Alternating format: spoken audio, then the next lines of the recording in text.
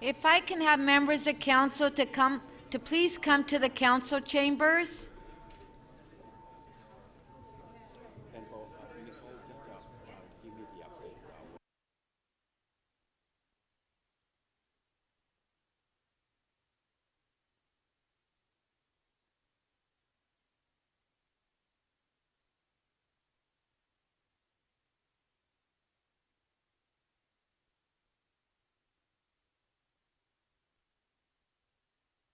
Members of council, if I can please have you come to the council chambers.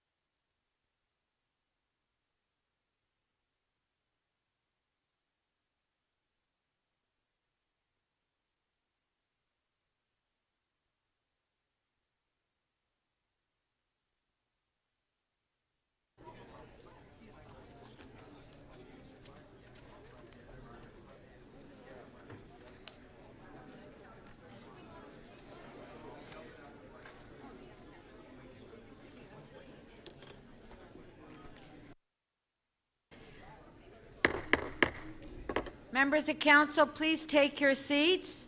This meeting is now resumed. If I can ask members of council to please rise.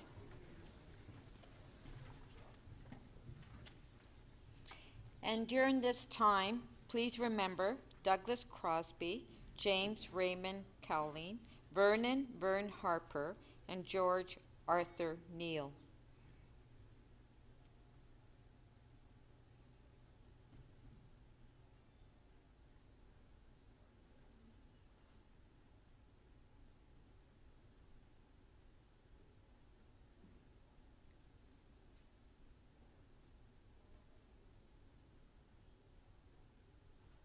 Thank you.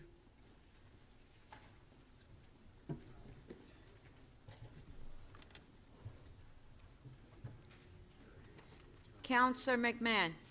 Thank you very much, Madam Speaker, and good morning, everyone.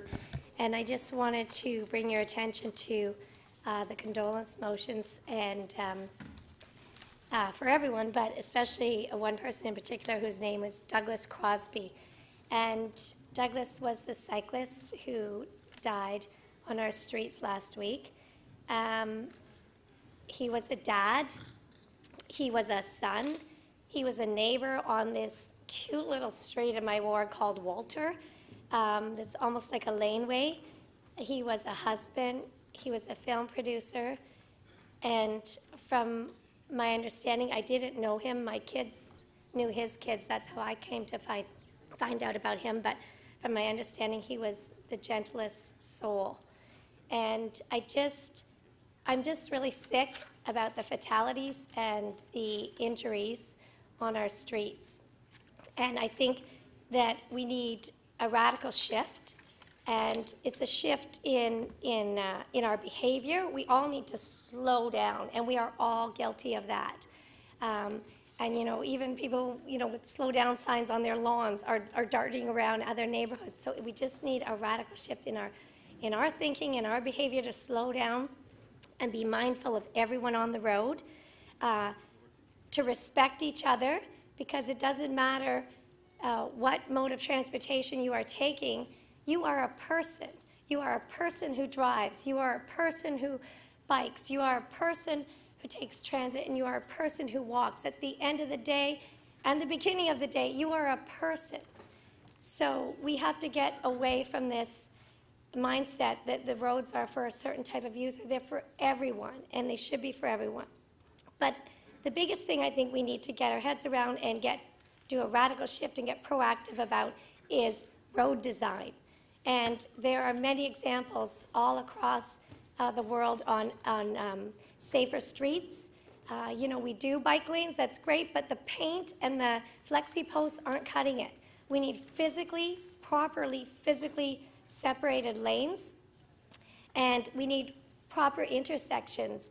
And my 18-year-old daughter wants to bike to work, and I won't let her. And I'm a big cyclist, as you know, but I won't let her in Toronto right now because she hasn't been on a bike forever.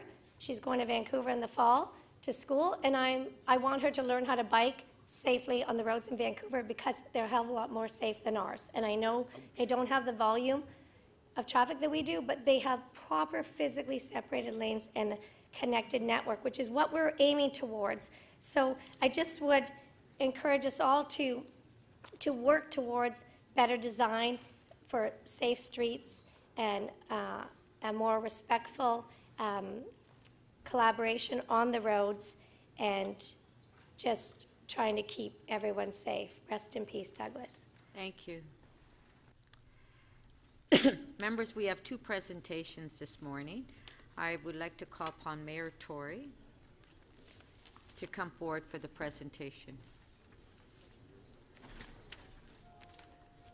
good morning, Madam Speaker and members of Council. Is this, yeah, it's on now. It's my pleasure today, on your behalf, to introduce to you not one Toronto laureate, but two. Toronto's photo laureate, Jeffrey James, addresses Council for the first time to tell us about his upcoming activities and to share with the City Council a teaser for a collaboration project he's been working on with our poet laureate, who's also here today, Ann Michaels. This is the first laureate collaboration of its kind in the world, and so we're very lucky to be among the first to see it today. Jeffrey James was named Toronto's first photo laureate by Council in March of 2016. He is recognized internationally as a master of landscape and urban photography. He's exhibited extensively in Canada, the United States, and Europe, and in 2012 he received the Governor-General's Arts Award for Visual and Media Arts. He is the author or subject of more than a dozen books and monographs, and his 2007 book, Toronto, was nominated for a Toronto Book Award. Ann Michaels, because she's visited with us before, so we know she is the 5th Poet Laureate of the city, an acclaimed novelist and poet. Her books have been translated and published in 45 countries and have won dozens of international awards. She's very well known, especially well known for her novel Fugitive Pieces, and she received exceptional reviews for her latest book of poetry, All We Saw. On Thursday, Ms. Michaels releases another small but powerful book, Infinite Gradation. And I should say, because many of us will remember, that she played a very important role and shows you the value of having this particular office at the vigil 30 days ago today in honor of those who lost their lives and were injured and traumatized by the tragedy on Yonge Street, when she spoke words that I think contributed to the comforting and perhaps trying to do the impossible, explaining something like that was obviously a very searing event for the city and for the people who live here. Our photo laureate and poet laureate are also collaboratively helping the city recognize the 100th anniversary of the Prince Edward Viaduct as part of Doors Open Toronto this weekend. Mr. James has curated a photo exhibition in the windows of City Hall facing Nathan's Phillips Square, featuring historic works by Arthur Goss, Toronto's first official photographer. Goss captured the viaduct construction from beginning to end, and his images helped inspire author Michael Ondaatje to immortalize the project in his classic tome, In the Skin of a Lion. Ms. Michaels reads an excerpt from the book here at City Hall this Saturday at 2 o'clock in the afternoon, and Mr. James' photo exhibition can be seen from May the 26th to June the 3rd. And so I would ask you, councillors, if you would join me now in welcoming our poet laureate, Ann Michaels, and photo laureate, Jeffrey James, to come up and make a brief presentation.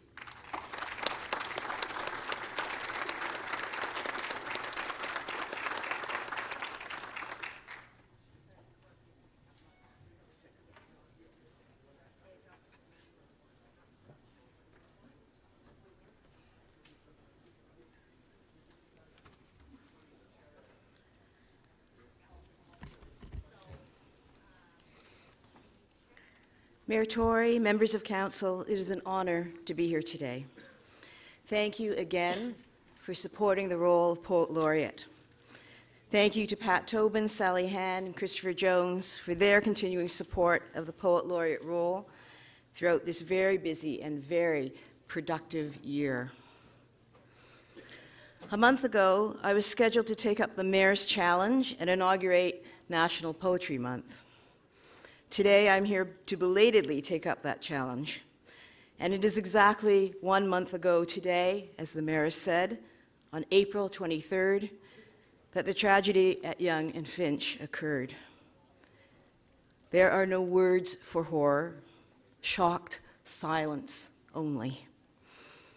Yet it is exactly at these times that we turn to poetry, not simply for solace, but to bear witness. Perhaps poetry's most profound function is to witness.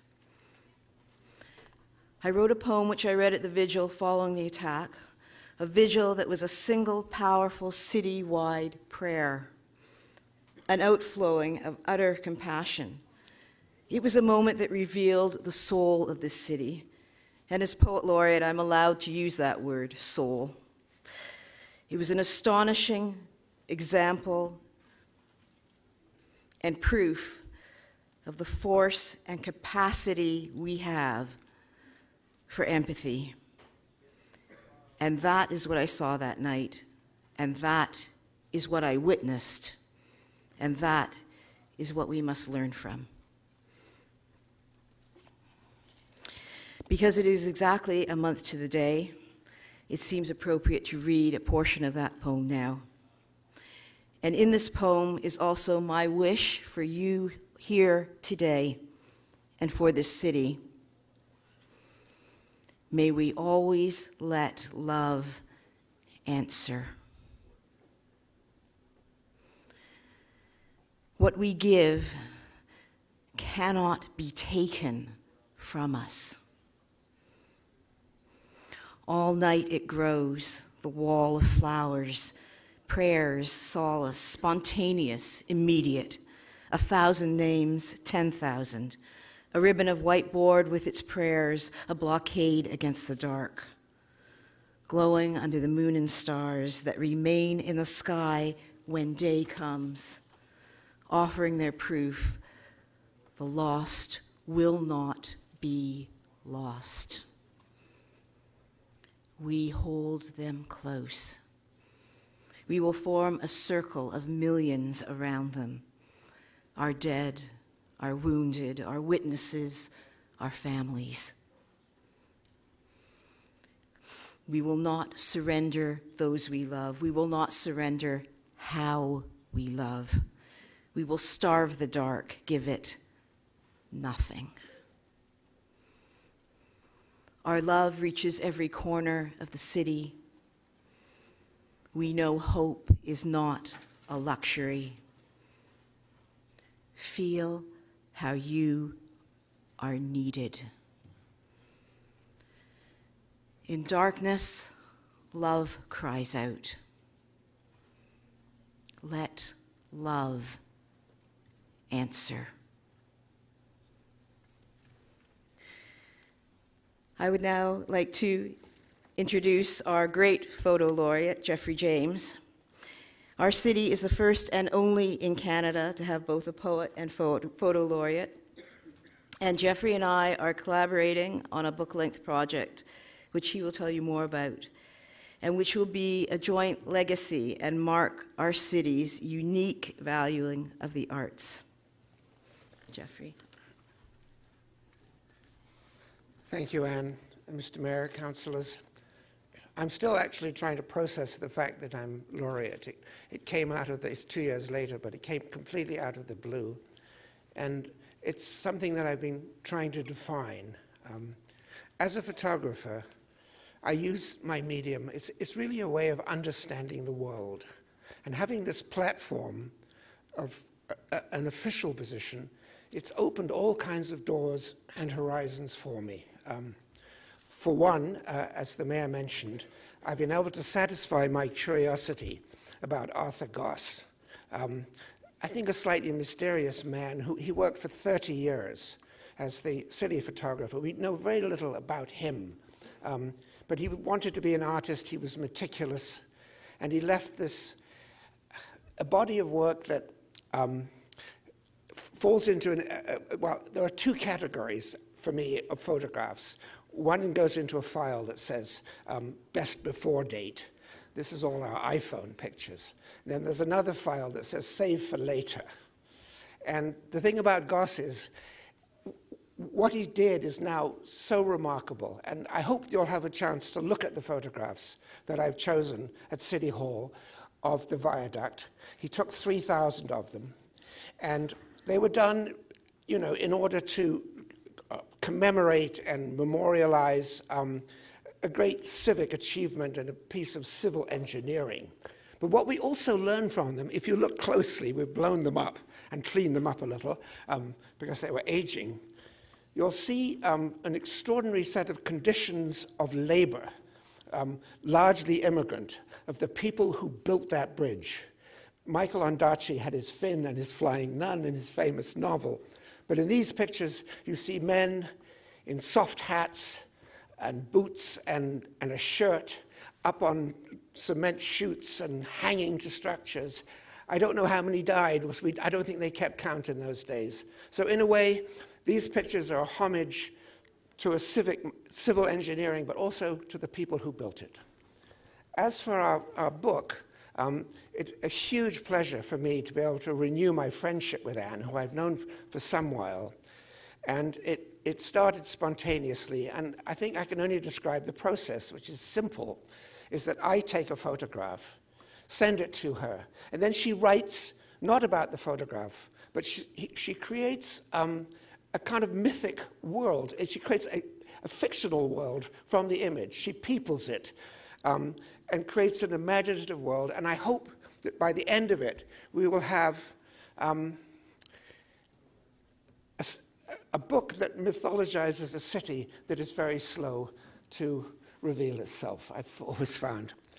Finally, as a coda to Anne's wonderful poem, I did go up. I don't feel that I have to be a chronicler or reproduce what the press does, but I did have to go to the vigil at Mel Lastman Square, and I spent several hours around that monument of flowers and messages and observing people. It was very, very difficult for me because I didn't want to be intrusive. But I've never seen such expressions of deep grief, of people trying to make sense out of the senseless. So it was a deeply moving moment, and it made me, I think, very proud to be a Torontonian. Thank you.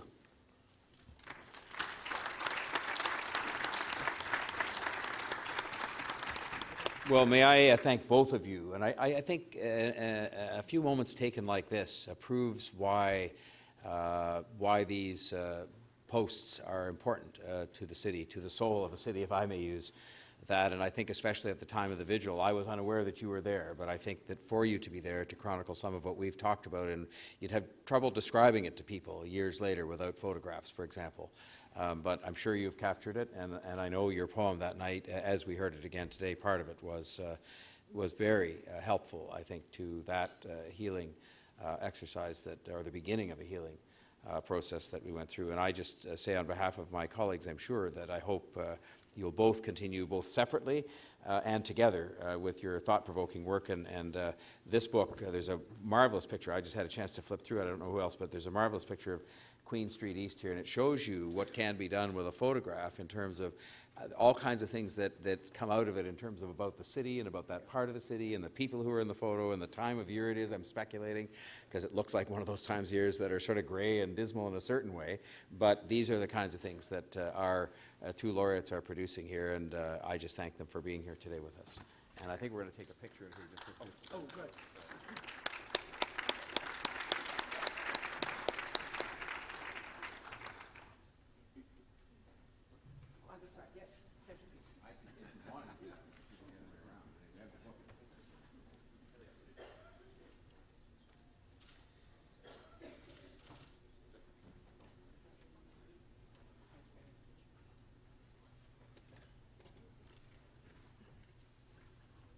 when I used to work for Bill Davis, he would describe sports as an important part of culture, but I'm not sure everybody would necessarily agree with that. But sports, of course, is hugely important to, I think, to the well-being and to the psychology and to the spirit of our city. And we haven't had a chance because of just the passage of time to pay tribute to a team that achieved a championship on our behalf last year, and proudly so. And we're joined this morning by the Toronto FC's representatives as follows: General Manager Tim Bezbachenko, Assistant General Manager Corey Ray, Head Coach Greg Vanny, and players Justin Morrow, Drew Moore, and Toronto's own Ashtone Morgan, and by some senior staff members from the Toronto FC. And they have brought with them the championship trophy that the city is so excited that they won after what was a magical 2017 season. And I should tell you that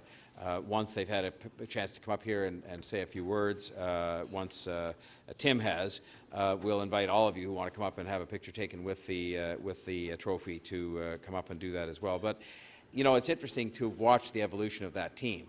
And some of you will have had a chance to go to the games early on and go to the games now. And from the beginning, there was a spirited group of fans who marched their way from Liberty Village down to the stadium, and who had a spirit inside the stadium that was like almost nothing else we'd seen. Toronto sports fans have a reputation for being quite sedate in terms of how they view sports events. But starting from the beginning and going all the way through to this magnificent achievement of winning the MLS Cup, this team has excited Torontonians, and their fans have excited the rest of the city, I think, at the same time. And, you know, they frankly kept the excitement going all the way through to the finals of the CONCACAF Champions League in April. And so on your behalf again, this is our opportunity to formally congratulate them. We had a rally out in the square right after the MLS Championship. But this is a team that did us proud, and I want to say to Tim and his staff, they assembled a championship caliber coaching staff and roster to coach Greg. Obviously, he did the job of putting our Reds out in a position to win, match in and match out, and to the players, of course, because they outworked their opponents, and they, you know, they had some of those unbelievable games at the end of the season last year that took us to the championship. And some of them are from Toronto, some are the Canadians, many are not. It doesn't matter. They're all part of our city and a part of what we honor. And I want to make sure that we extend our congratulations to two other groups of people: the support staff, who of course work behind the scenes to make sure that our team is prepared for every match, and the fans. Because as I mentioned, those fans, I think, are different than almost any other group of sports fans for Toronto teams. They are, I think, like the extra man on the field, as they say. And I think that this was one of the most successful seasons in Major League Soccer history by our team. And the stadium was packed, and Seattle, in the end, was defeated. And I got some smoked salmon from the mayor of Seattle. That was terrific, too. I don't even know. You know, like happens in my office, these things come in from these bets, and I never see them. They're just gone into some mystical place somewhere. But you know who else benefited, and this is important?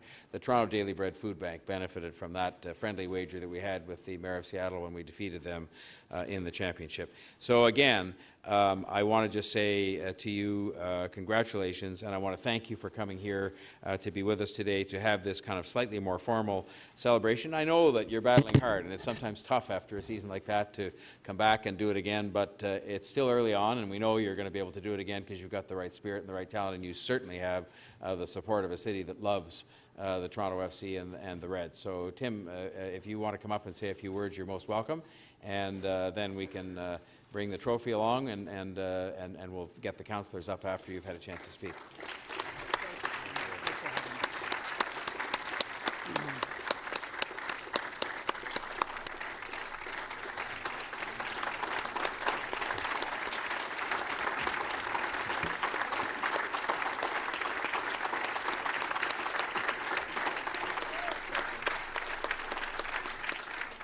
These trophies aren't light.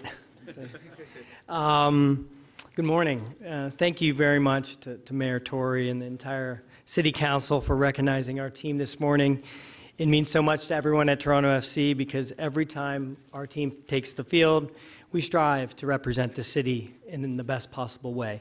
We have the best support in all of North America with our fans, and we never, ever take that for granted. In 2017, we made history, becoming the first team in Major League Soccer history to win 3 domestic titles in one season.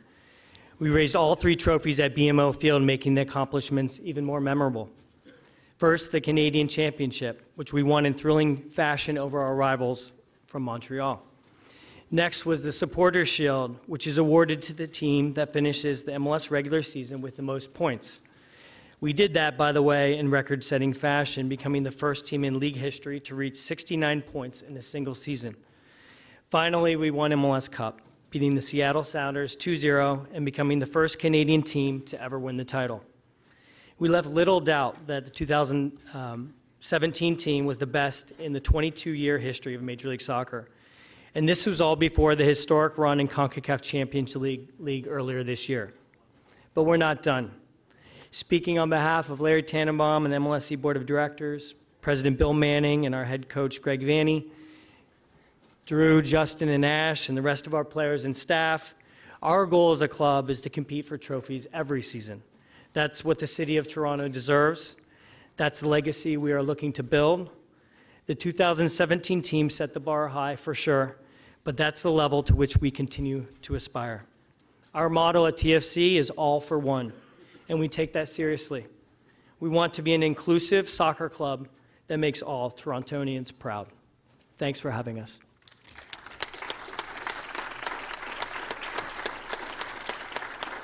I think what we'll do is we'll take the one photo here, and then we'll ask for those who want to come up. We can try and gather here and have one photo with a larger group of councillors. So get ready to come on up. Do they want? Do any? They just were asking. Do any of the players? Oh, do the players want to speak, or do you want to? They probably need to come. You hit it all, Tim. Good answer.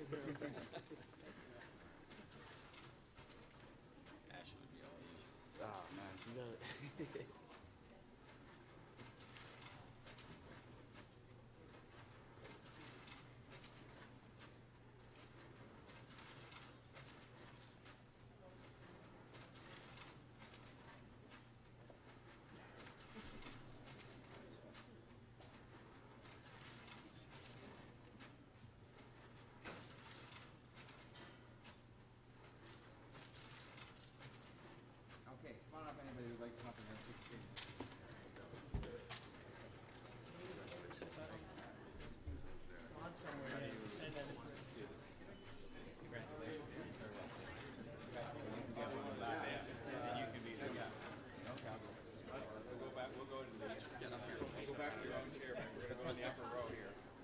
Yeah, put that on the table so it's a little,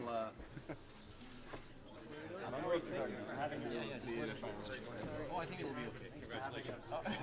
No, leave it there until they're ready to take a photo.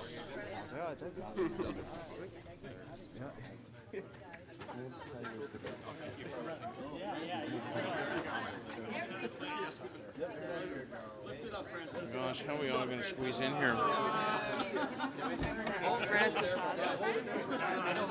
I'll stand on the side. Brian. When they give us the ones you Want to get on my There. shoulders? No, yeah, I need to, It'll right? be like a wedding. Mike.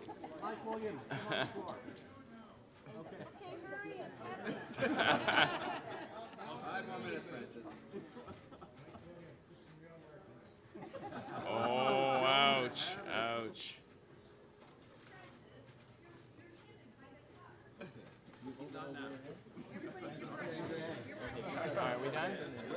This is when we start an Olay cheer. Oh my gosh. Anyway, congratulations. Thank you for having us. Thank you. Congratulations. Yeah, congratulations, guys. Congratulations. Thank you. Just what you want with that. Just ours.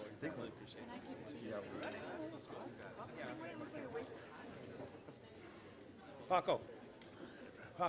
Get in now. Do a quick photo, guys, you want? Yeah. Here, guys. Yeah. Right here, here.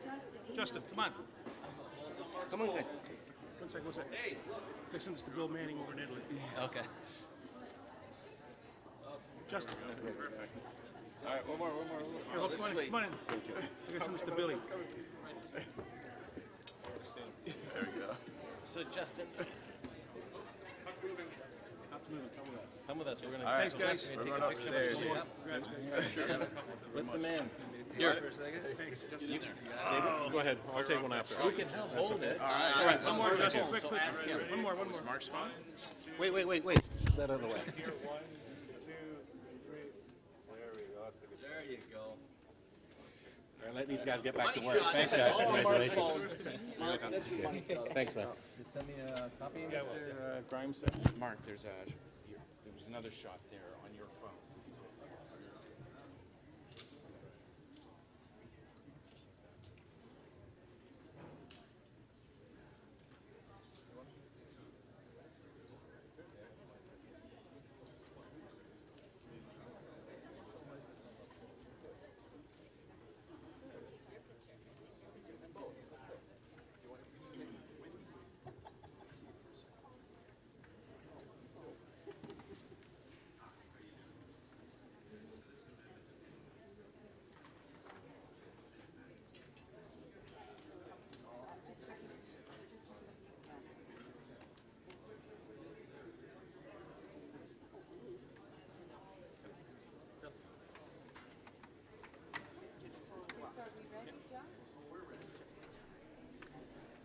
Members of council, we will now review and confirm the order paper. There are 48 items left on the agenda, plus 35 member motions. City Council has completed the mayor's key matters. City Council will consider members' motions at 2 p.m. Council has decided to consider item PG 29.1 on a strategy for minimizing the negative impacts of residential infill construction as the first item after member motions. That item will be followed by item AU 12.2 on the Children's Services Division's opportunities to achieve greater value for child care from public funds. I will now take the release of holds. Please put your name on under request to question staff.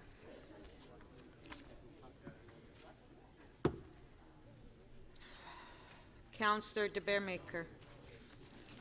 Thank you, Madam Speaker. On today's blue sheets on page 7, under Scarborough Community Council, there's item number SC 30.3, Scarborough Centre Transportation Master Plan Final Report. I have two motions. One is to adopt the recommendations in the staff supplementary report, and there's another amendment, which is a technical amendment, which changes the word from preliminary design to conceptual designs. And those are the two motions. Okay, that's on page 7, SC 30.3. There are two amendments. Recorded vote.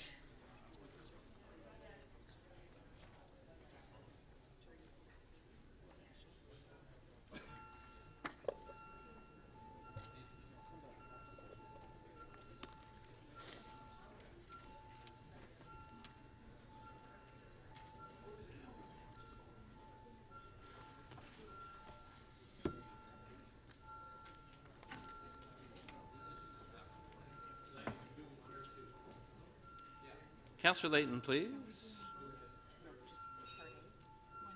Councillor Mallow. And Councillor Davis, when you're seated.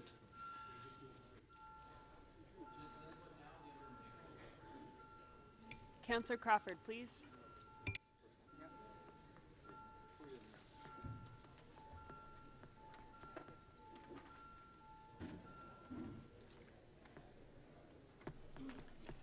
The motion carries unanimously, 36 in favor. Okay, and on the second amendment? All in favor? Carried.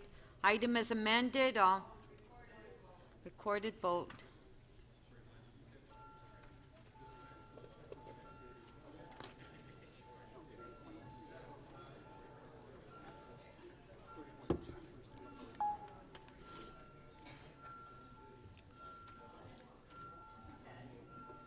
Councillor Davis, please. Councillor Perks.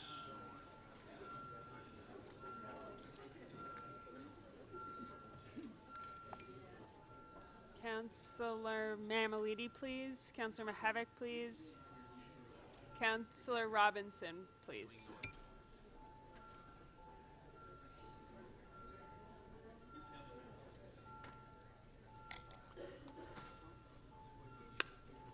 Councillor Robinson, please.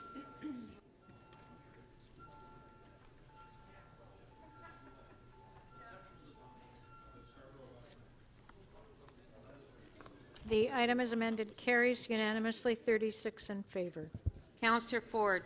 Another vote for Scarborough.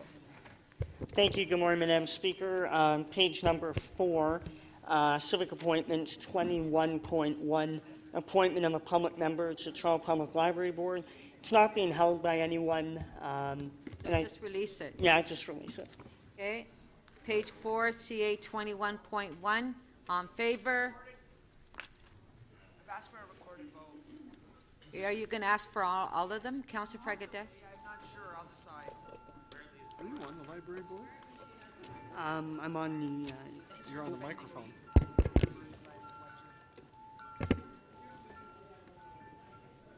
Speaker? Mike.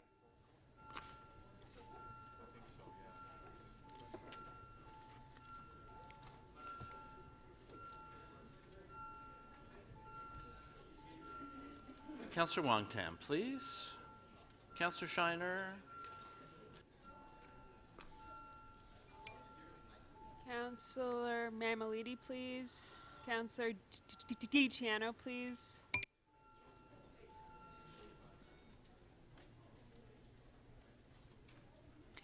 The item is adopted unanimously, 35 in favor.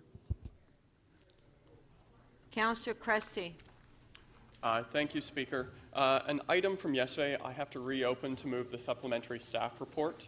This was item EX 34.21, creative co-location facilities. There was a staff report, a supplementary. So I first have an item to move a motion to reopen. So it's on the screen. On favor? To reopen? Thanks. Okay, carry. Councillor Cressy? Councillor Cressy, it's been reopened. I have a supplementary report I'm moving here. No, I'll hold it then, thank you. Do you have any more, Councillor Cressy? No? Councillor DiCiano? Thank you, Madam Speaker. I've got 3 items. I can release all 3. First one is on page 3, EX 34.25, the 2018 election accessibility plan. Okay, on page 3, EX 34.25, all in favor?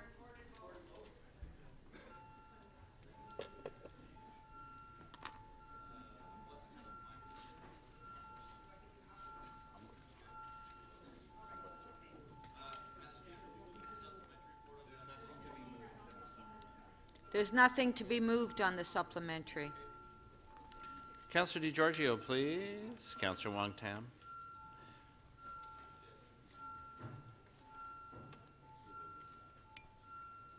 Councillor Mahavik, Councillor Palian, Councillor Fletcher. Councillor Robinson, please. Councillor Wong-Tam, please. It's on the screen, Councillor Fletcher.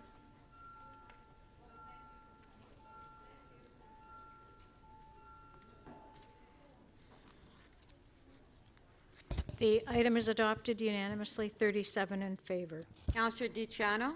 Yeah, page 4, Madam Speaker, GM 27.14, the expropriation of 30 Newbridge Road and 36 North Queen Street. If I can get a recorded vote, I've got all my questions answered. Okay, recorded vote. Page 4, GM 2714. It's on the screen.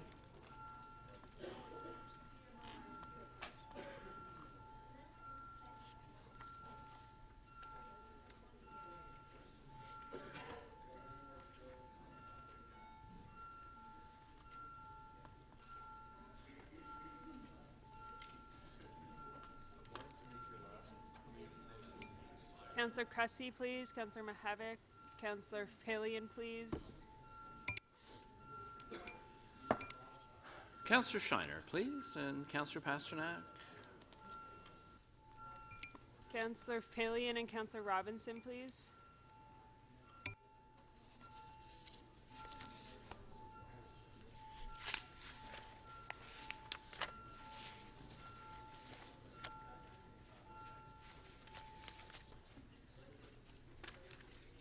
The item is adopted unanimously, 38 in favor.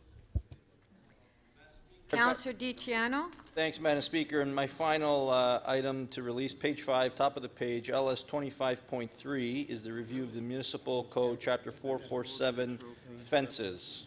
I can release that. Okay, on the top of page 5, LS 25.3, Councillor DiCiano's releasing, recorded vote.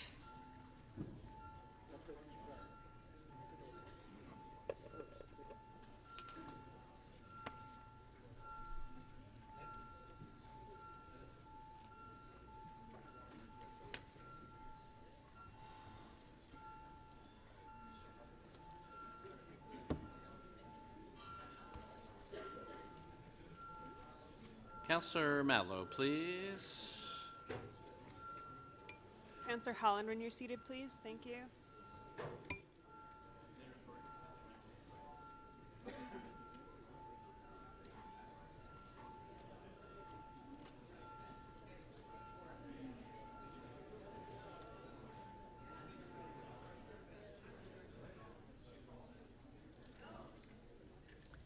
The item is adopted 33 to 4. Councillor McMahon. This corner does not like fences. Shoot. I'm just going to do a quick release of EX 34.20, the City of Toronto's Indigenous Cultural Competency Training. Okay. And I think Councillor Layton has one thing to add to that. Amendment from staff. Okay, does the staff have the amendment? Yes, it was. It was advanced circulated yesterday. It was circulated. So Councillor Layton will move the amendment. That's on page 3, EX 34.20. On favor?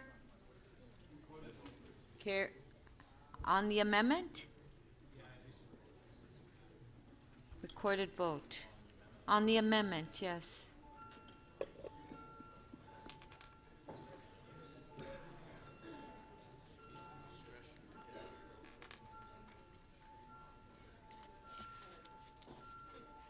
Councillor Pasternak, thank you. Councillor Bailao, please. Councillor Cole, please.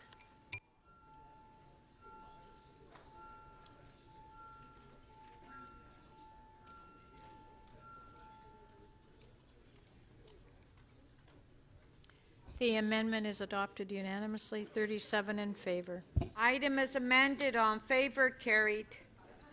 Councillor Davis. Page 3, EX 34.23, Planning, Childcare in Schools. I'd like to release that. Okay, on page 3, EX 34.23, Councillor Davis is releasing. Recorded vote.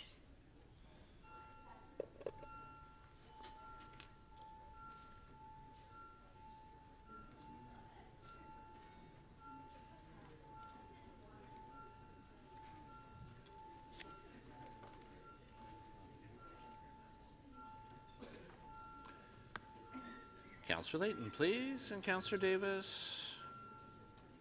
Councillor Mammoliti, please. Councillor Bailao, please.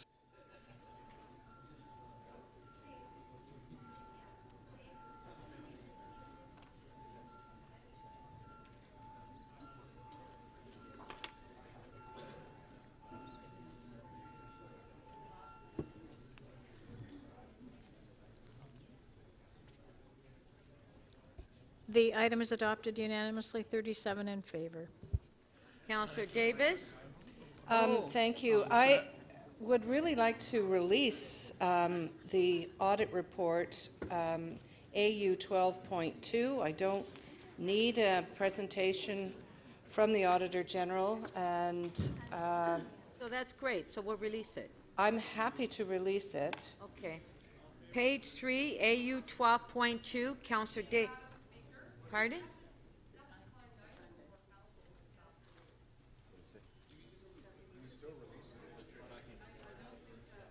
Yeah, but if we can tell the Auditor General that we don't need a presentation. Pardon? You want a presentation, Councillor Robinson? I actually asked for that on day one, yesterday. Well, okay. Okay, Councillor Davis, it's not a release. Yes, but if we can get them done, then we don't have to. Councillor Davis, do you have another? No. No? Okay. Councillor Fletcher. Yes, Speaker. I have to apologize for Councillor Cressy. I made a mistake on that and would happily remove on his behalf EX 2034.21, I believe.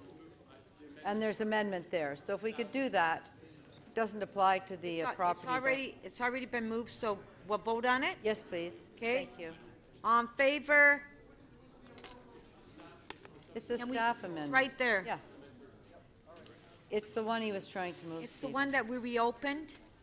On favor? Carried. Item is amended. On favor? Carried. Do you have any more, Councillor Yes, Fletcher? I do. I have EX 33.10. What with page is that? It's Program Advisory Bodies, What page 3, page? key activities. But with a motion, I think we should know a little bit more about who they are and how they're recruited and how they stack up against the, how we do things in public appointments, because they are citizens who are being brought here. So I've asked for that. Okay, so on the top of page 3, EX 33.10, Councillor Fletcher is moving an amendment. It's on the screen.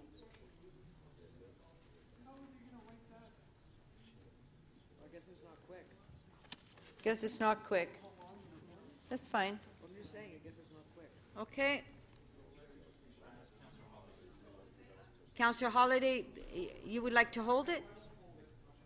Okay, so we have the amendment on the screen. On favor? No, he says he's not holding it. Councillor Holliday said no, he didn't have to hold it. So we're voting on it.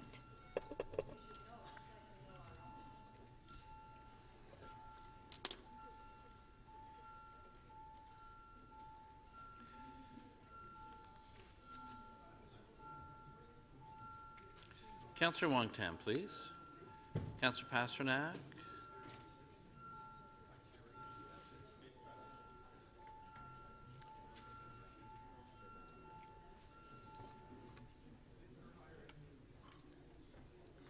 The amendment carries 30-8. Item is amended. On favor? Recorded?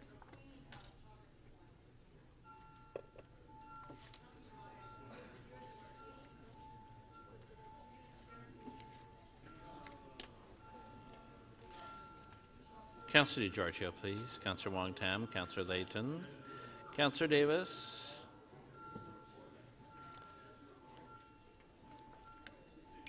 Councillor Cressy, please.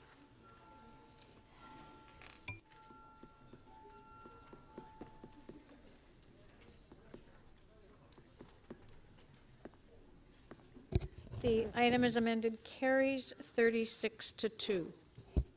Councillor Grimes. Thank you, Madam Speaker. Page 8, CC 41.6, Mimico Judson Secondary Plan, East of Warwick Road, request for further direction. I can release that. Okay, on page 8, CC 41.6, Councillor Grimes is releasing. On favor? Carried. Councillor Shiner.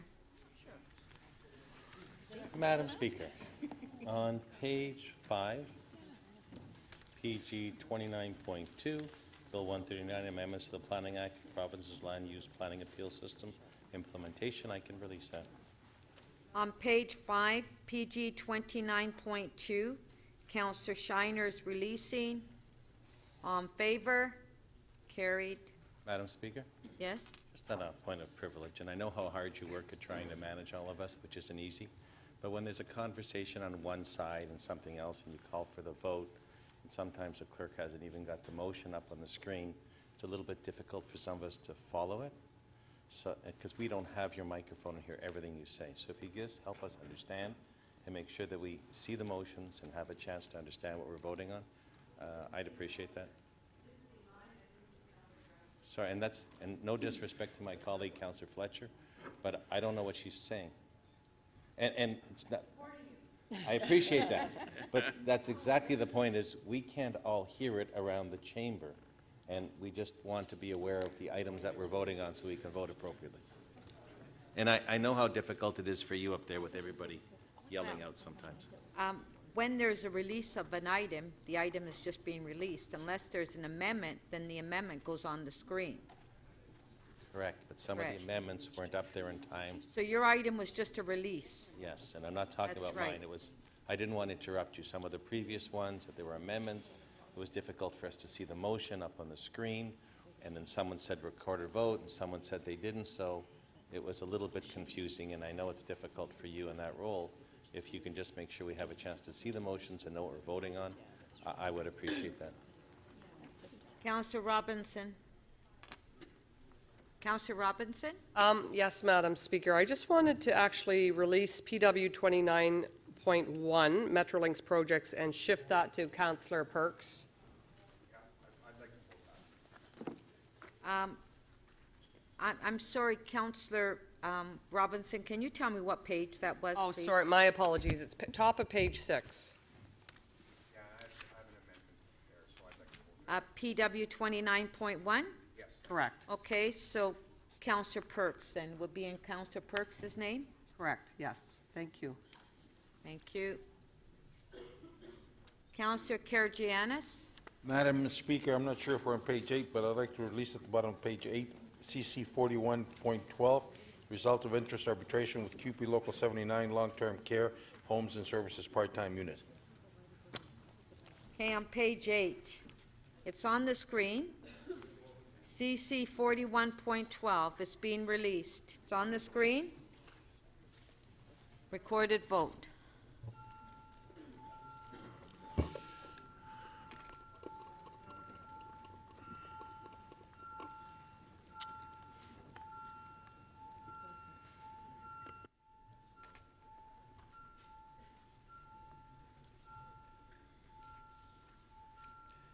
Councillor Layton, please.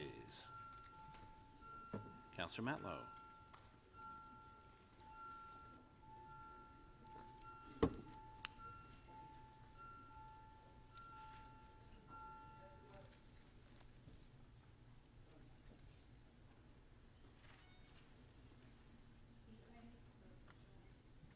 The item is adopted unanimously, 39 in favor. Okay, we do we do have a few motions to add.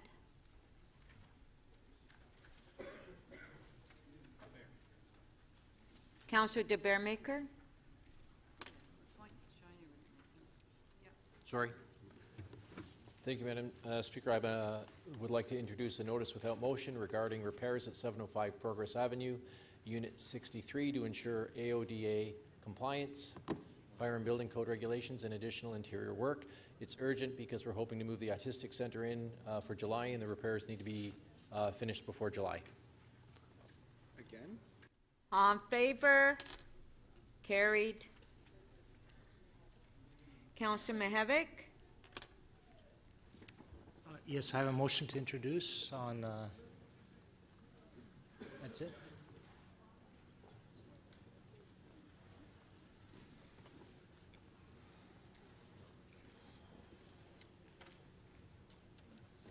Councillor Mihevik introducing the motion. It's on the screen. Recorded vote.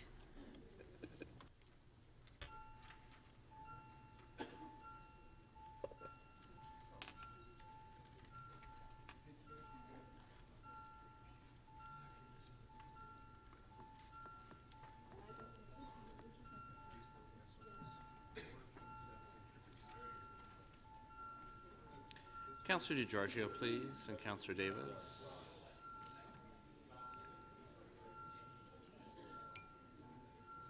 Councillor Pillion, please.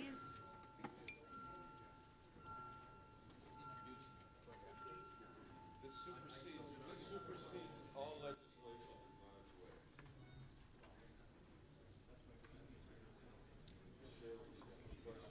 The motion to introduce carries 34 to 5.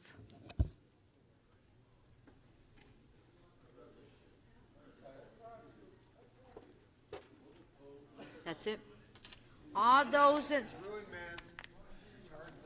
all those in favor of adopting the order paper, recorded.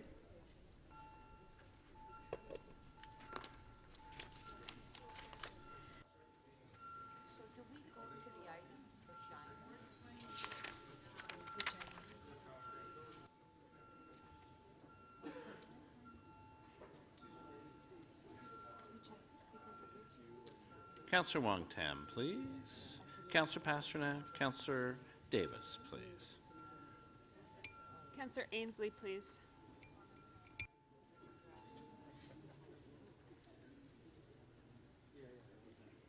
The motion to adopt the order paper carries unanimously 39 in favor.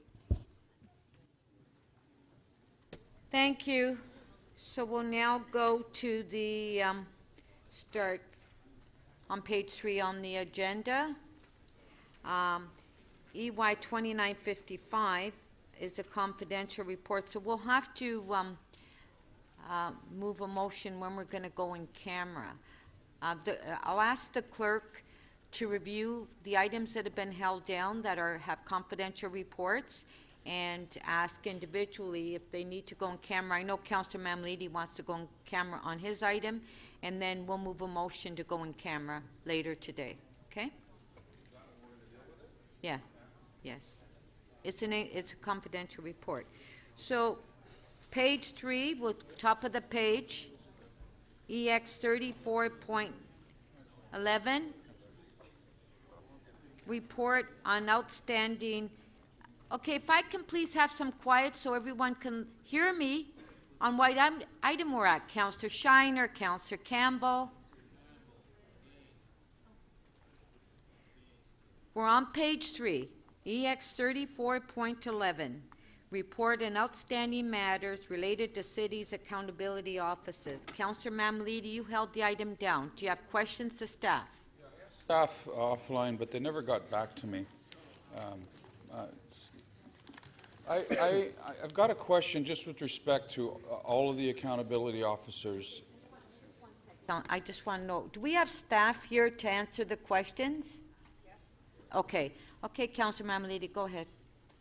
So, I think all of us, for the most part, understand where these offices are going and what they do. But what I don't understand is if we have some concerns about how they're doing it, and there's complaints lodged about that, or if there's some wrongdoing in those offices in terms of how they do their particular work, where does a councillor go? Where does the public go? Is it the general manager's office that reprimands, investigates? Is it who is it that does that? Because I don't think there's a process in place for complaints that are made to go anywhere except the courts, which are very expensive. Both the legislation and the municipal code provide that the accountability officers report to council. They're appointed by council. They are subject to removal by council. So where does a complaint go? If there was a complaint about an accountability officer, where does that go? And what's the process for that to follow? Is it a notice of motion? Is there a process set in place for those complaints?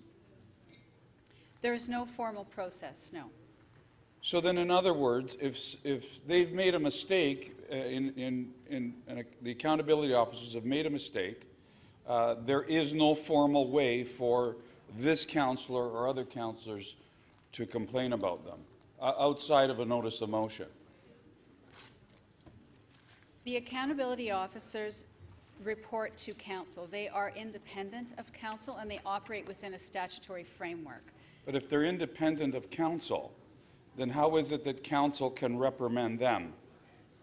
There is no process for reprimanding the accountability officers. They can be appointed and removed by council. Okay, so subject that to very Did he allow the staff very to answer? clear limitations. all right, so if they've made a mistake, there's no protocol for that except removal of office.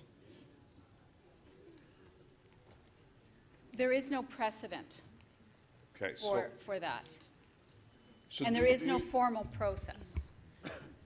right, there's no formal process is where I'm getting at. So is it time for us to start looking at a formal process? In my view, no. The accountability officers are independent of council, and I would caution against putting in place any process that invites council to revisit the decisions that they arrive at in the exercise of their independent statutory jurisdiction. So if there's a complaint about them acting outside their jurisdiction, that would be different. so if okay, but let's just say that that's the case. How do you deal with it? If that's the case, I would suggest that if a councillor has a serious concern about that the councillor speak with the city manager and So the city manager would yes, have control. we could look at a way to address that. So the city but I would caution against any attempt to interfere with their independent exercise of their statutory discretion. But if there's reason to believe that they've stepped out of bounds on their statutory responsibilities, who do you go to? I think I've answered that, councillor. The city manager.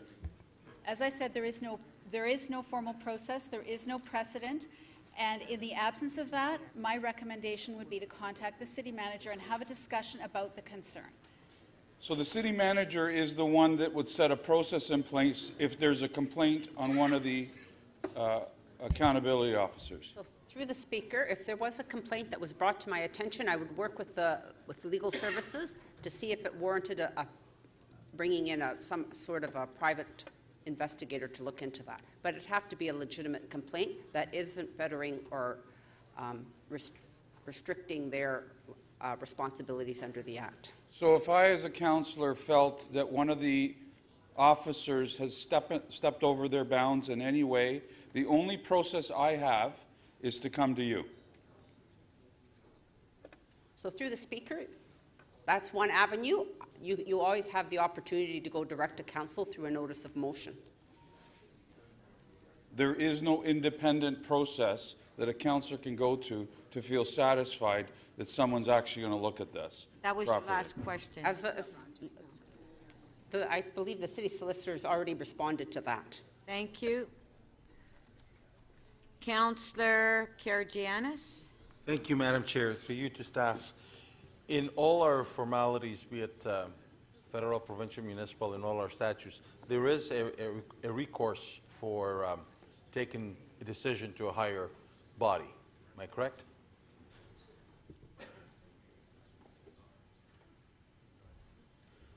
Sorry, could you repeat the question? Madam Speaker, you want to start my clock over again, please?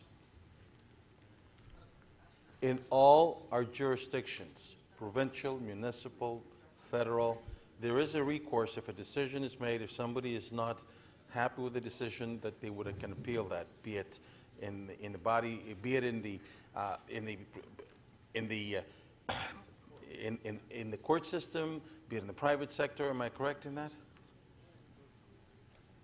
For any statutory official, there is always the avenue of judicial review if someone believes that the statutory official has acted outside their legislated jurisdiction. That is always available. So in this particular case, in our 3 accountability officers, what is the recourse somebody has in order to address something that he or she feels was not done correct? We've explained that if a councillor has a concern, that councillor could speak to the city manager about how to address that. And I've also explained that there is judicial review as an avenue to address any concern about acting outside of jurisdiction under legislation. However, I do want to reiterate that it's really important to keep in mind that the accountability officers are statutory officials with a very clear jurisdiction under the legislation. which specifically indicates that they should operate independently of council. If a citizen is not satisfied with a decision that one of our accountability officer makes, where do they go? There is no appeal of those decisions. So if I am in court and I do something wrong and I, like the first level, if I don't succeed, I appeal, and if I don't succeed, I appeal again until I can go to the Supreme Court of Canada. In this situation, if a councillor or a citizen is not satisfied with the decision of an accountability officer, are you trying to tell me that there's no recourse that that individual can take? What I'm telling you is that within their jurisdiction, they have the ability to exercise their authority and arrive at decisions that in their considered opinion are correct. Right. There is a wide latitude for accountability officers because of their statutory independence. That being said, as you pointed out, there is always judicial review. If someone So a believes that an citizen- accountability officer or any statutory official has acted outside of So their a discretion. citizen can take judicial review, and how would he or she go about it? No, I'm talking about a citizen that has a complaint against a council member, and the accountability officer has a decision, and he or she's not satisfied, and he or she, and then the citizen wants to appeal. Where does the citizen go? If the complaint is about a council member, then I'm left with the impression that the accountability officer would be the integrity commissioner. And for those complaints, council is the final decision maker. Council is the final decision maker. The integrity commissioner brings recommendations to council, Madam Speaker, I didn't say and the council integrity decides commissioner. I whether please to allow the staff accept to or reject. Madam Chair, I asked about accountability officer. I But didn't say the please integrity allow her to commissioner. finish the Well, answer. hold on. I didn't say integrity commissioner. I said accountability officer. Oh, Madam Speaker, if the complaint is about a member of council, then the integrity commissioner would be bringing recommendations to council for an action. Could be a reprimand, could be suspension of remuneration. There is a range of options for council. The final decision maker on a complaint about a member of council under the Code of Conduct is in fact City Council. And if city council, according to that citizen, does not make the right decision, what avenue does he or she have? City Council, like an accountability officer, is a statutory body subject to jurisdiction under legislation, and its decisions can be reviewed by the courts. So which court division would they take? They would, once again, I'm only speaking of judicial review, Madam Speaker. This is the avenue for reviewing the actions of an a statutory official. All right, thank you. Councillor Perks. Thank you very much. To the city solicitor, I just want to pursue what you were saying in your last answers to Councillor Karagianis. So the integrity commissioner reports to city council, and the decision on what action to take is actually council's decision. Yes. Similarly, the auditor general reports to the audit committee, and the reports of the audit committee are brought to council, and the decision is council's decision. That's correct. Each of our integrity commissioners files an annual report to council, and we can look over their work plans, their allocation of resources, bulletins that they put out advising people on how to behave, and we can have that debate here at council. That's correct. I see. So the issue that's been raised in the previous questions isn't really what relief you seek based on the actions of accountability officers, but rather what relief you seek based on the actions of council.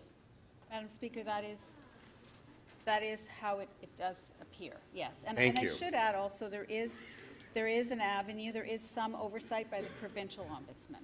Yes, thank you. Thank you. Okay, Councillor Mamalidi, you held the item down to speak. I do have a quick motion. I'm wondering if the clerk has it. God bless you. Thank you. Oh, hold on. Do you want me just to speak and? No, you have to have the motion ready. Just 1 second.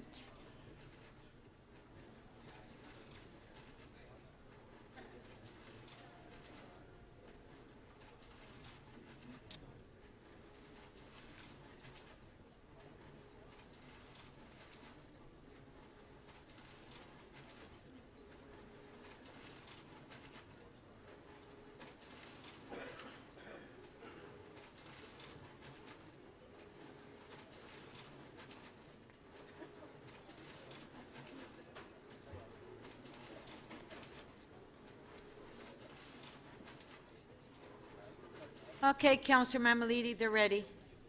If you can move your motion. So this is a pretty straightforward motion. I heard from staff that there is, the process that they've set in place is actually the city manager's office if there are any complaints.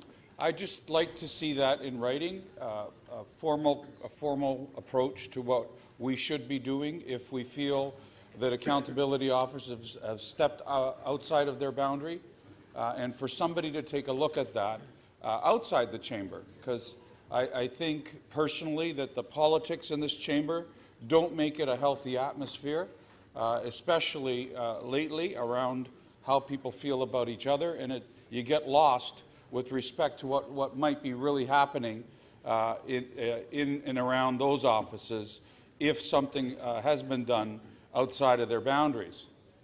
And I think I've proven the point here that there is nothing for us to do as councillors if the watchdogs on us have made a mistake. There are no watchdogs on them outside of the courts. And the outline that staff are giving you is very expensive. If the only mechanism we have to prove that our officers have stepped outside of their boundaries is to go to court, then that's very expensive for any one member of the public or any one member of council to do. And I think we owe it to everybody to have a formal process in place, which is, it could be the city manager, and I heard that that's the process. So let's put it down on paper, let all of us understand where we're supposed to go if that's the case, and even if it's supposed to come to council, in what form is it supposed to come to council? We don't even know if it's supposed to be a notice of motion. We don't know if we put it onto the agenda of one of the committees. We don't know what that process is because they said it themselves, they're not too sure. All right, so, and why do I do this? I do this because I believe that there's been instances where they've stepped outside the boundary. And I've gotten legal advice, and that legal advice is there's nearly not too much you can do, because if you're supposed to be the watchdog of the watchdogs, then where's the real independence here? What independence do they really have if they think that they're going to be punished for something, or on those that think they're going to be punished for something they're looking into? It should be an independent body that determines everything, not council, in my opinion. I know the province has a lot to do with all of this in terms of where we go with this, but I think the politics that plays out with these complaints is absolutely ridiculous. Absolutely ridiculous. You're bound to confidentiality if the Integrity Commissioner has a complaint on you, but the person who puts the complaint in, isn't bound to confidentiality. So everything's made public anyway. And so the councillors, all right, this is just an example, by the way, of things that happen. Right? The councillors that are being complained about have to shut up and not say anything, but the person who's complaining about that councillor can go to the media and tell them the whole story. How fair is that? If the Integrity Commissioner or the Ombudsman or the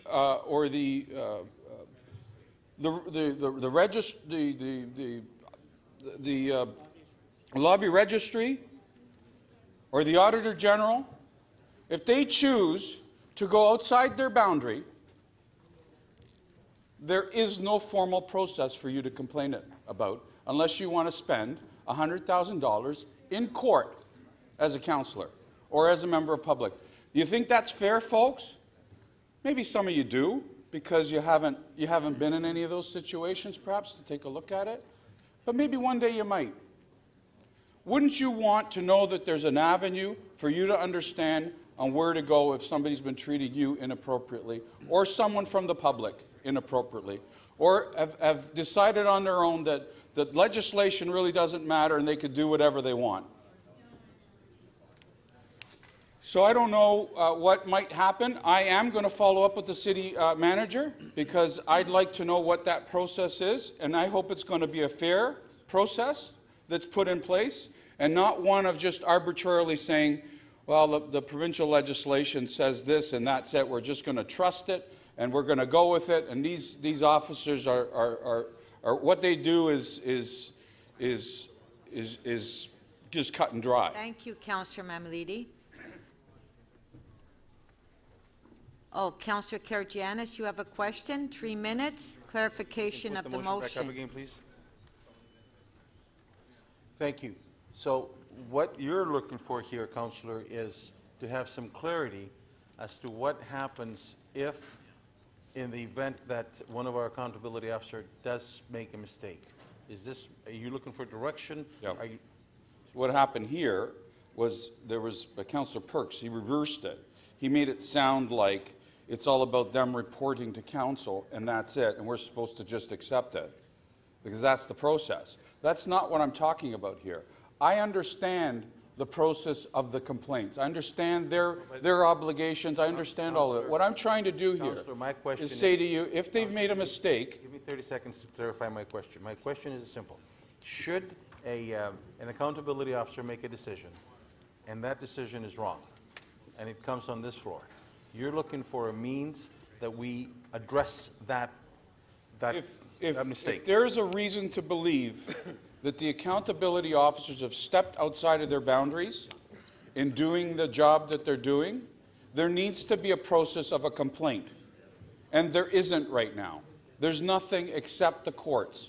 Sidestepping outside their boundaries and what they can't do, are you also looking to have a means of us addressing any mistakes that they make? I think the process would do that. I think if people were allowed to look at a process set in place to take on those types of complaints or inquiries, I think if that process was fair, all of that would be dealt with that process.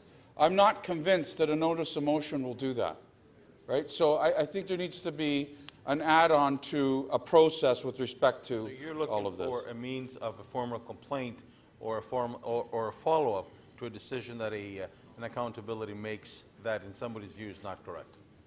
I'm certainly looking for an ability as a councillor to be able to go somewhere if I think the accountability officers have crossed the boundary.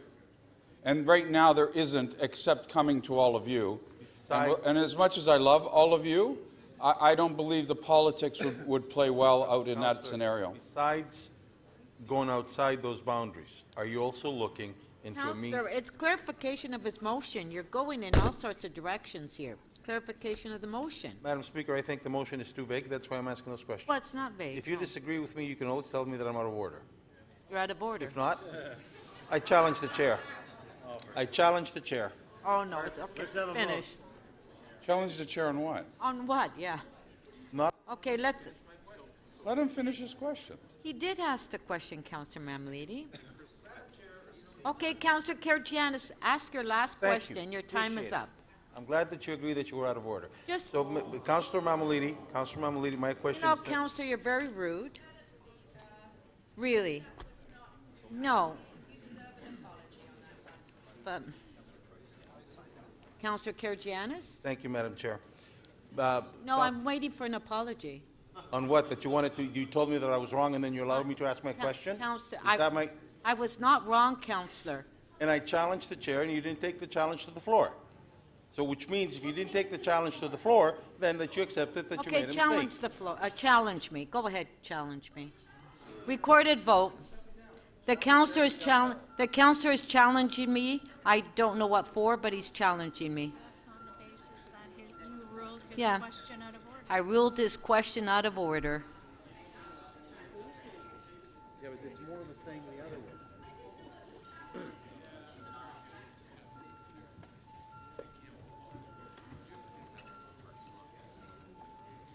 Excuse me, Georgia.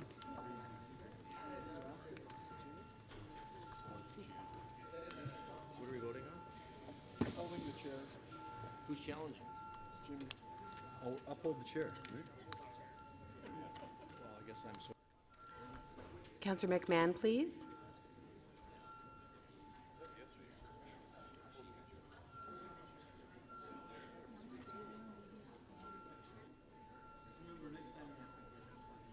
Councillor DiCiano, please. Councillor Troisi, please.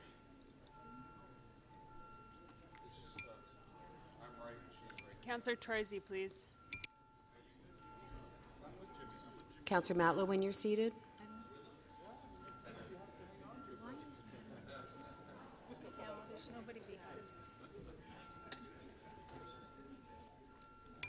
Councillor Troisi, please.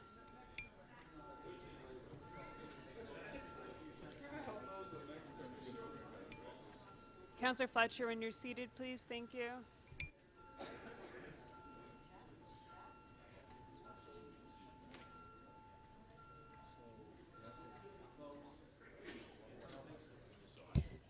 The speaker is upheld 32-2.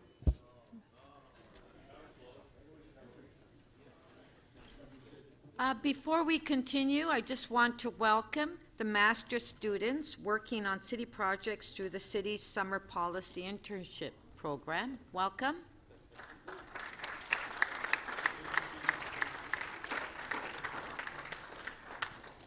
Welcome to the council proceedings. Councillor DeGiorgio, clarification of the motion, please. Thank you, Madam Speaker. So, first of all, I have some empathy and some experience with the nature of the problem that you're alluding to, Councillor Mamalidi. But my question is this. What is, since the position of an accountability officer, and actually any senior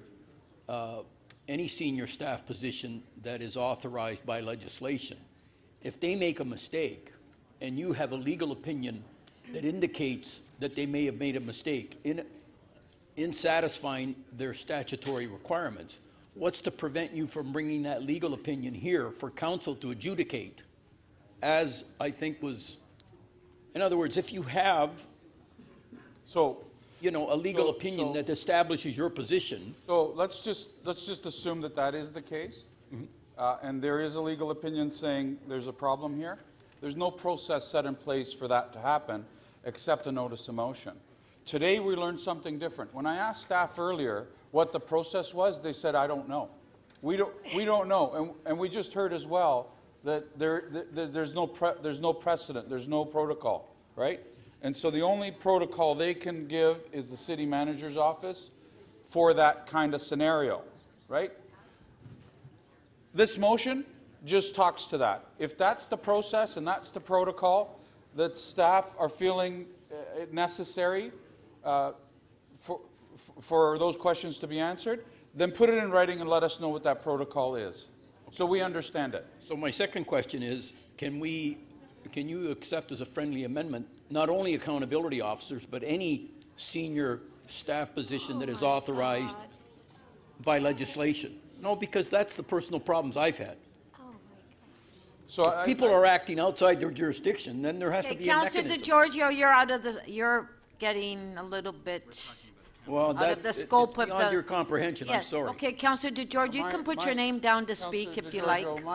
My intent here is just strictly to deal with what I think is something that's been left out of the process, right?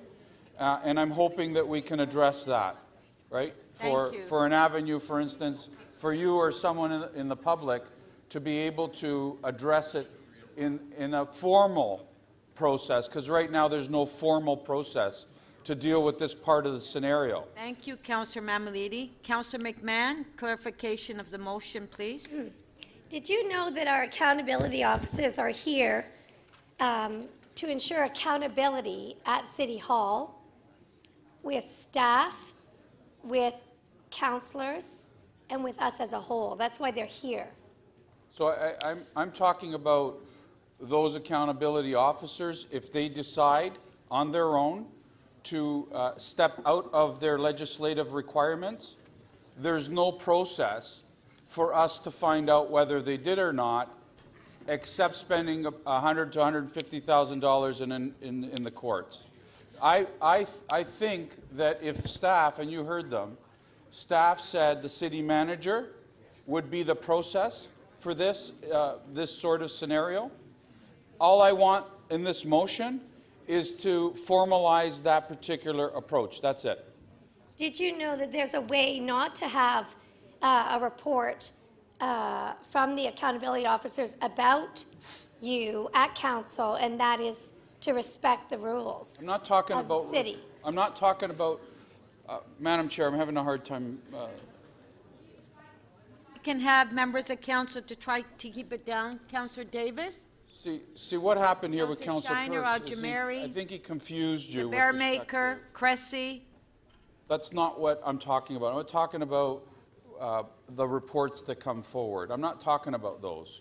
I'm talking about how they're doing their job, and if we feel that, or the member of public feel that they're doing it in an inappropriate way, there's no process for us to look at that, except now the city manager. So I'm just asking that that be formulated into a process for us so that we can understand it. So when we are looking for to hire an accountability officer in the City of Toronto, and people put their names forward, did you know that the credentials and the requirements are that they are consummate professionals, that they have the utmost integrity, that they are here to bring accountability to the floor and to the city? Councillor McMahon, you're getting... Okay, thank you.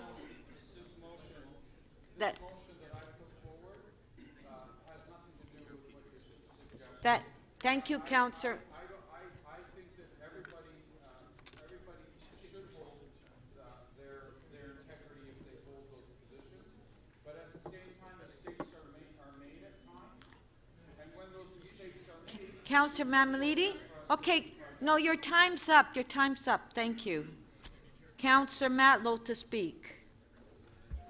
Madam Speaker, this is incredibly concerning, and I would strongly urge all of us to vote against this in a way that we've never voted against anything else that's been put before us.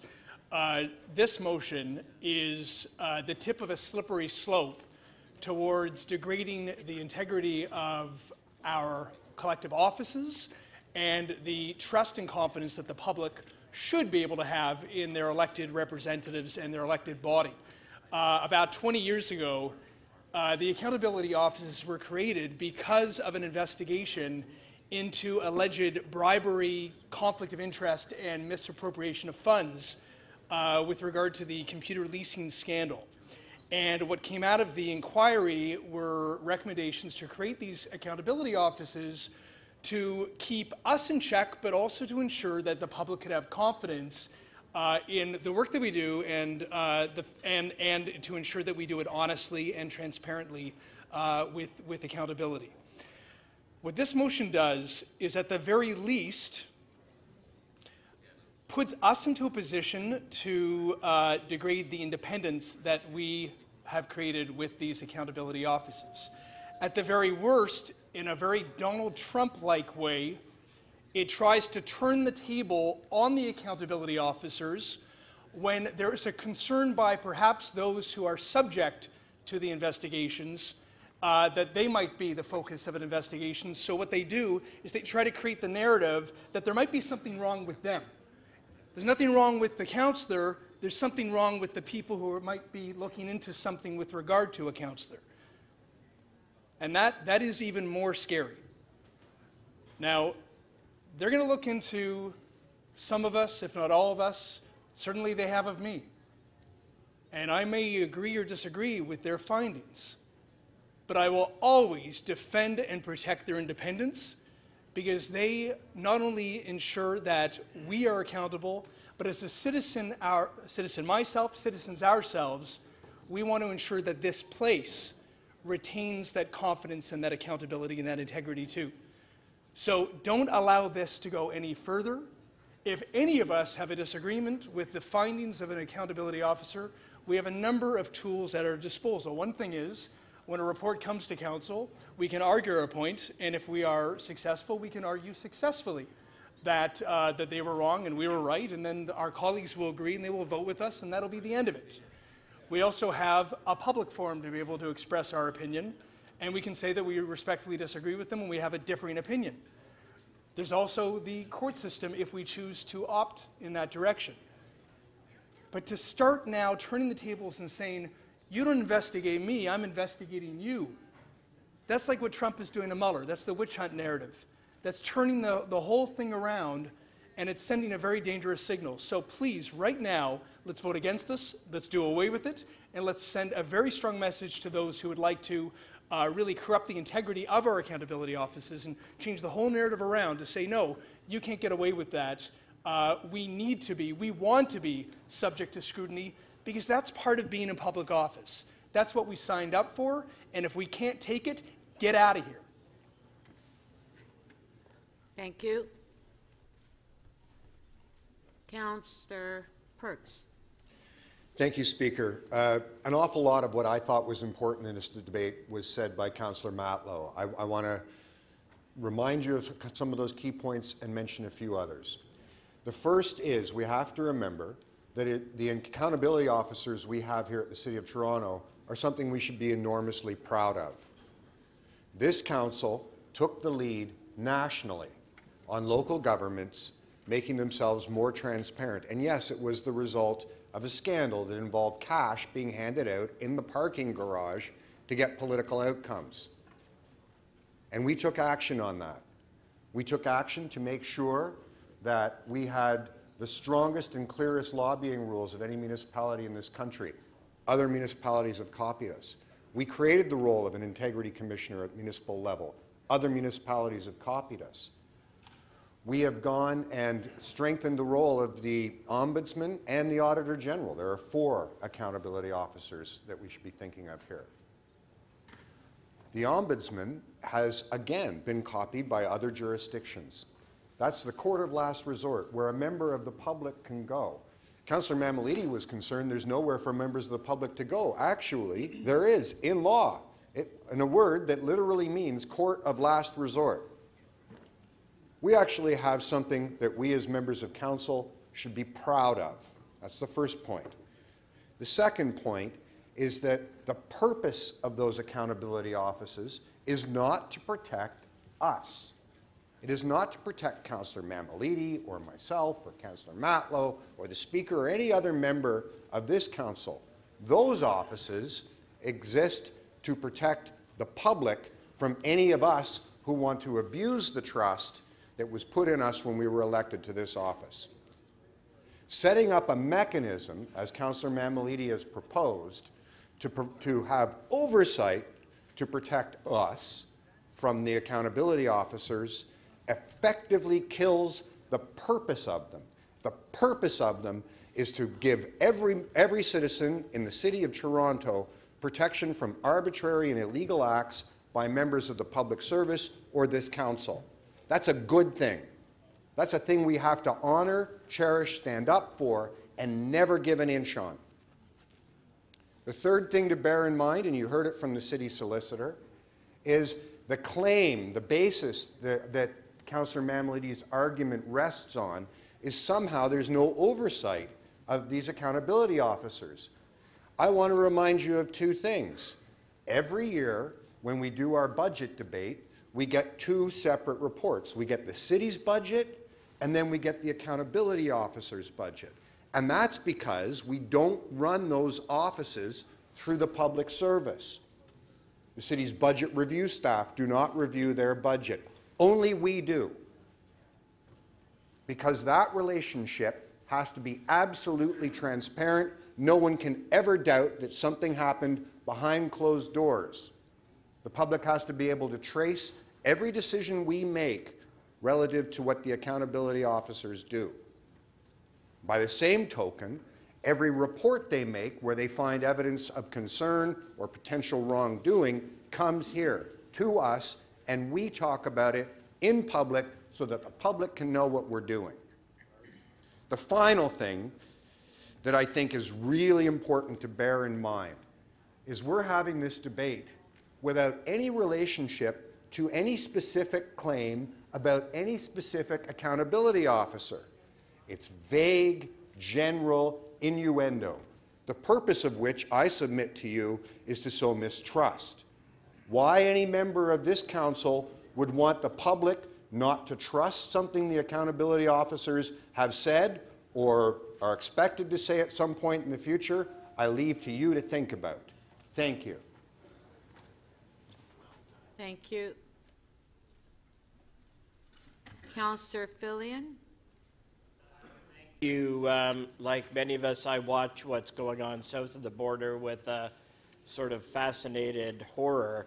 And I've noted the tactics that have been used there by people who are being investigated, the tactics they commonly use. So they sometimes attempt to interfere in the investigation. They'll attempt to intimidate the investigators.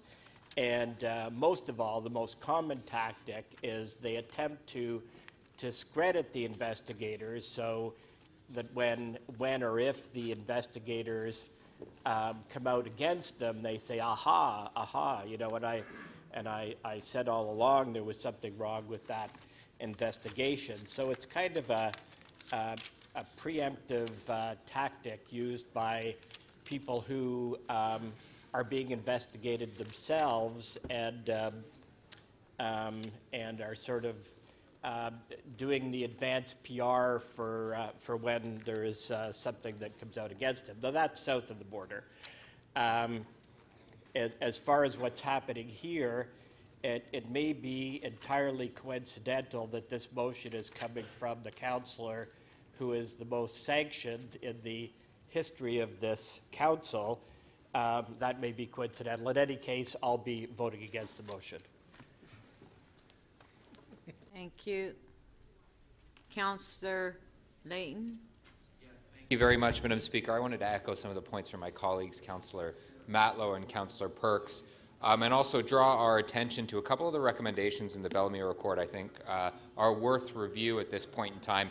One is recommendation 18 that reads, councillors should not attempt to influence staff behavior by direct or indirect coercion of any kind, including intimidation, bullying, or alluding to future employment or employment prospects.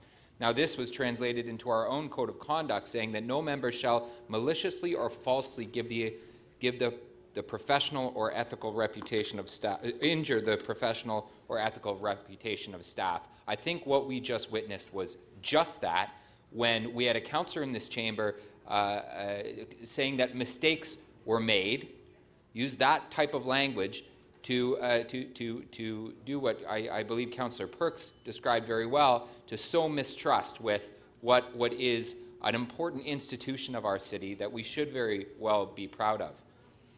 I would point out, though, that there's another recommendation within the Bellamy report that speaks to this, and we shouldn't ignore that.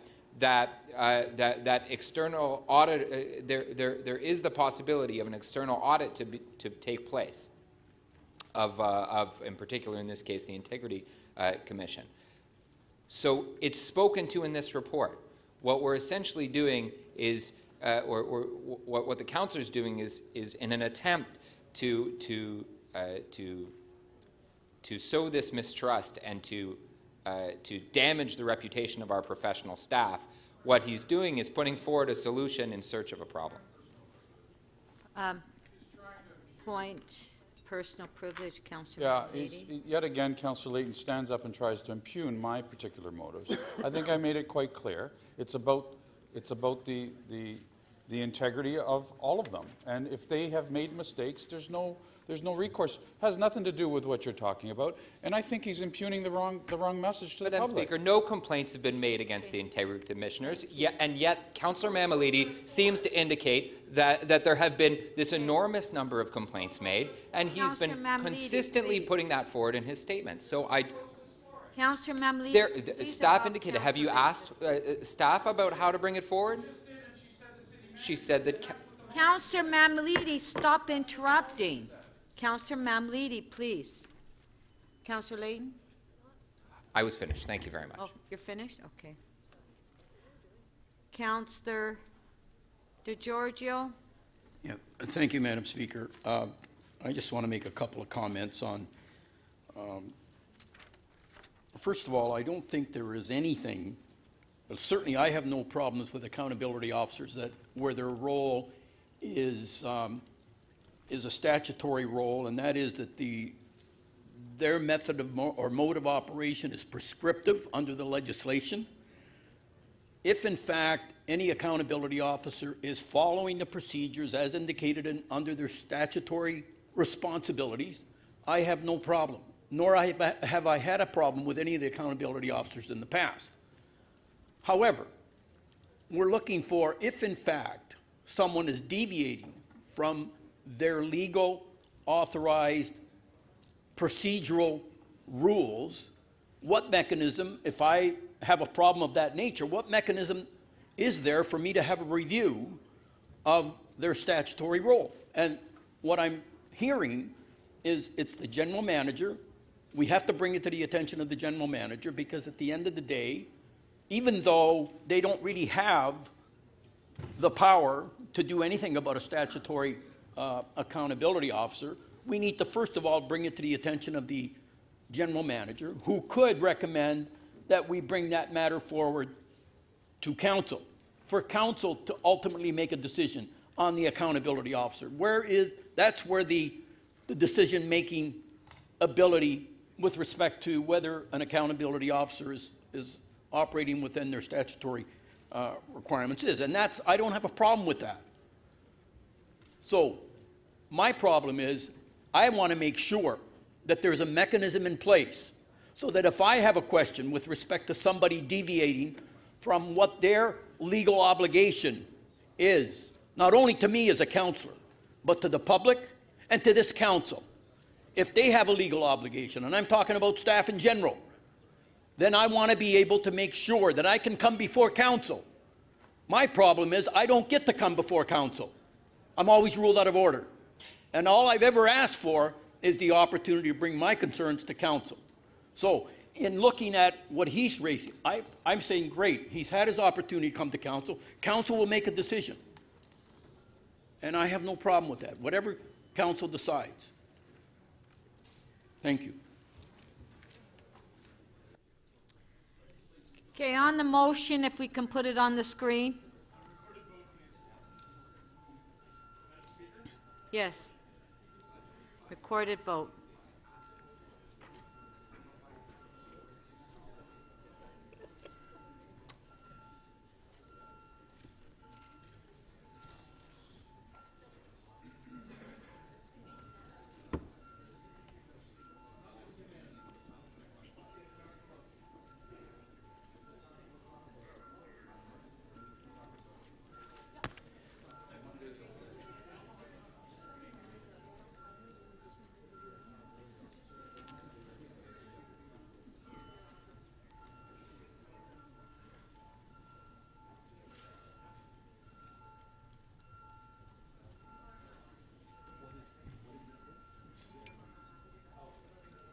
Councillor Fletcher, please.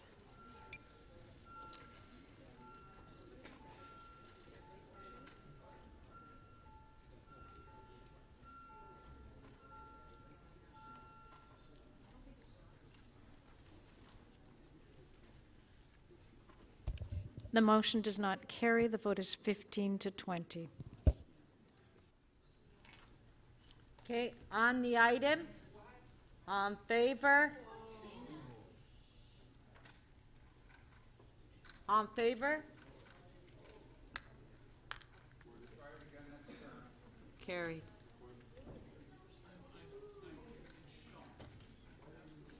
Okay, did you want a recorded vote on the item? On the item.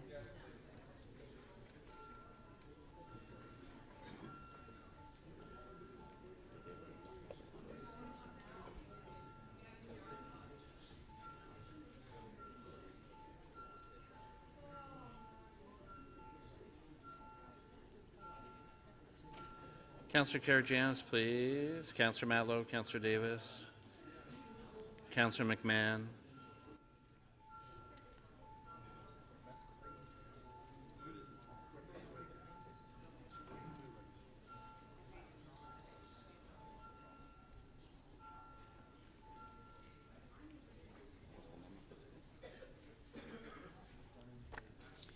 The item is adopted 34 to 2.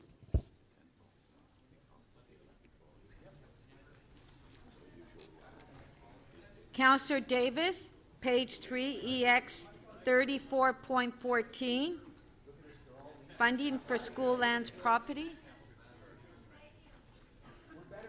Pardon? Okay, I'm sorry, there's way too much noise in here. Sorry, Councillor DeGiorgio. I voted incorrectly. I'd like to reopen that last vote. On the item. Yeah, on the item, because I had voted one way previously on his motion, and on the item, I want to just vote yes to approve it. Okay, somebody to reopen? Councillor Shiner, on favor, carried. On the item now. Please, and it's on the screen. That's what we had before. I thought they were calling a recorded vote of the previous item.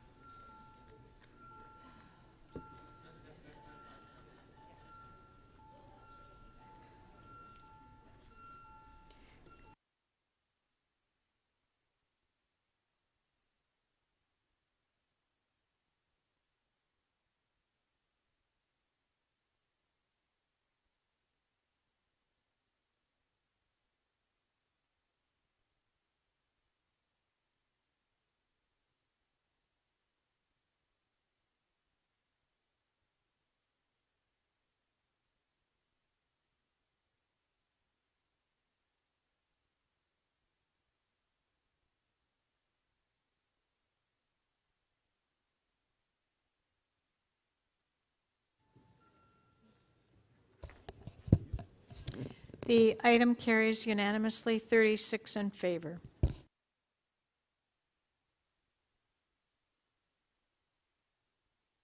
Councillor Shiner, do you have a point of order? Sure, Madam Speaker. We had originally yesterday thought of doing PG 29.1 after the mayor's key items, which we thought would be after notices of motion. But being as efficient as we are in finishing yesterday the key items, it's here. It's PG 29.1, and I'm wondering if we could move a motion to amend the order paper and deal with it now as the staff are here and can give us a brief presentation on it, and we'll save us waiting for later. Okay. To deal with PG 29.1 infill housing strategy. Okay, hold on, Councillor Shiner. We need 2/3 to amend the order paper. So Councillor Shiner is asking on page 5, PG 29.1, which was originally timed for after the member's motion. He's asked that we deal with that item now. Recorded vote.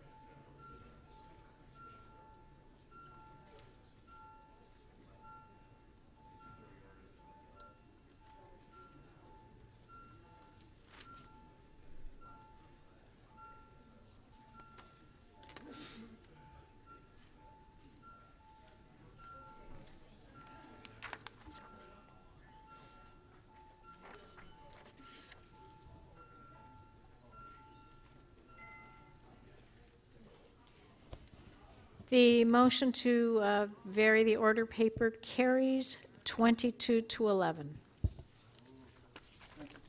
Okay, on page, so we're going to go to page 5, PG 29.1, that Councillor Shiner is held down. So Councillor Shiner? So, Madam Speaker, it would save a lot of questions and I think be very beneficial if staff had the opportunity to give us a brief presentation as they did at committee, so members of council can understand the new policies that they have in effect. Councillor Shiner, I'm sorry, I can't hear you at all. You need to speak. Well, you were talking to somebody, No, so of no, course you can't hear me. No, but it's very... I like Councillor DeGiorgio, but... No, but you have to speak into... I mean, Councillor Mamalidi. Councillor Shiner, please speak into your mic. Okay, I'm sorry. So you're asking for a presentation? Yes, a brief presentation, as I think it would be very helpful if we had that, and staff had a brief presentation for committee, and I know there are some questions after that. Yes. Does council wish to have a presentation? Board of vote, no. Okay? Yes, so let's, Okay, go ahead. Mr. Johnston, is it yourself that has the presentation?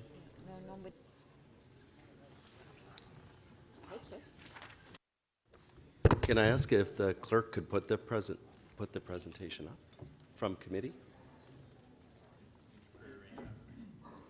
You just brought it up. That's not really service we provide, I'm sorry. We can't provide a presentation. We're doing everything. So you'll have to. So is the staff prepared to make a presentation?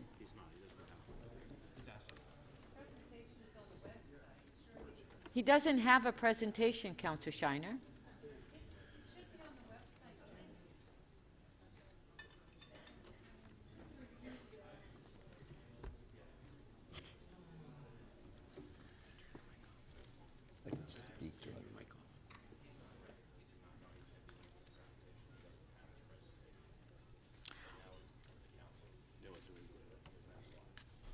Okay, Councillor Shiner, the staff did not know that they were going to make a presentation. They're not ready to make the presentation, so he can speak, but no presentation.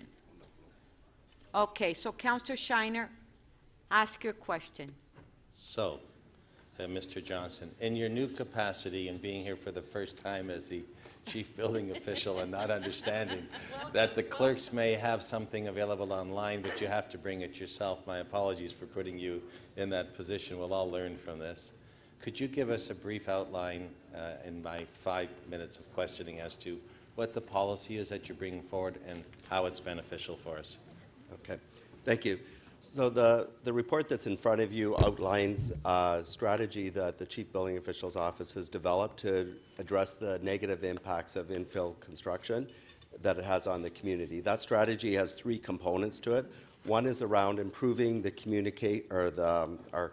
improving communication with our residents, and to do that, what we've done is a number of items. We've established a dedicated enforcement team which is situated in North York. What that team does is provides oversight of all the infill sites across the city in order to ensure that they are being addressed effectively and in a timely manner. We've also established an interdivisional working group.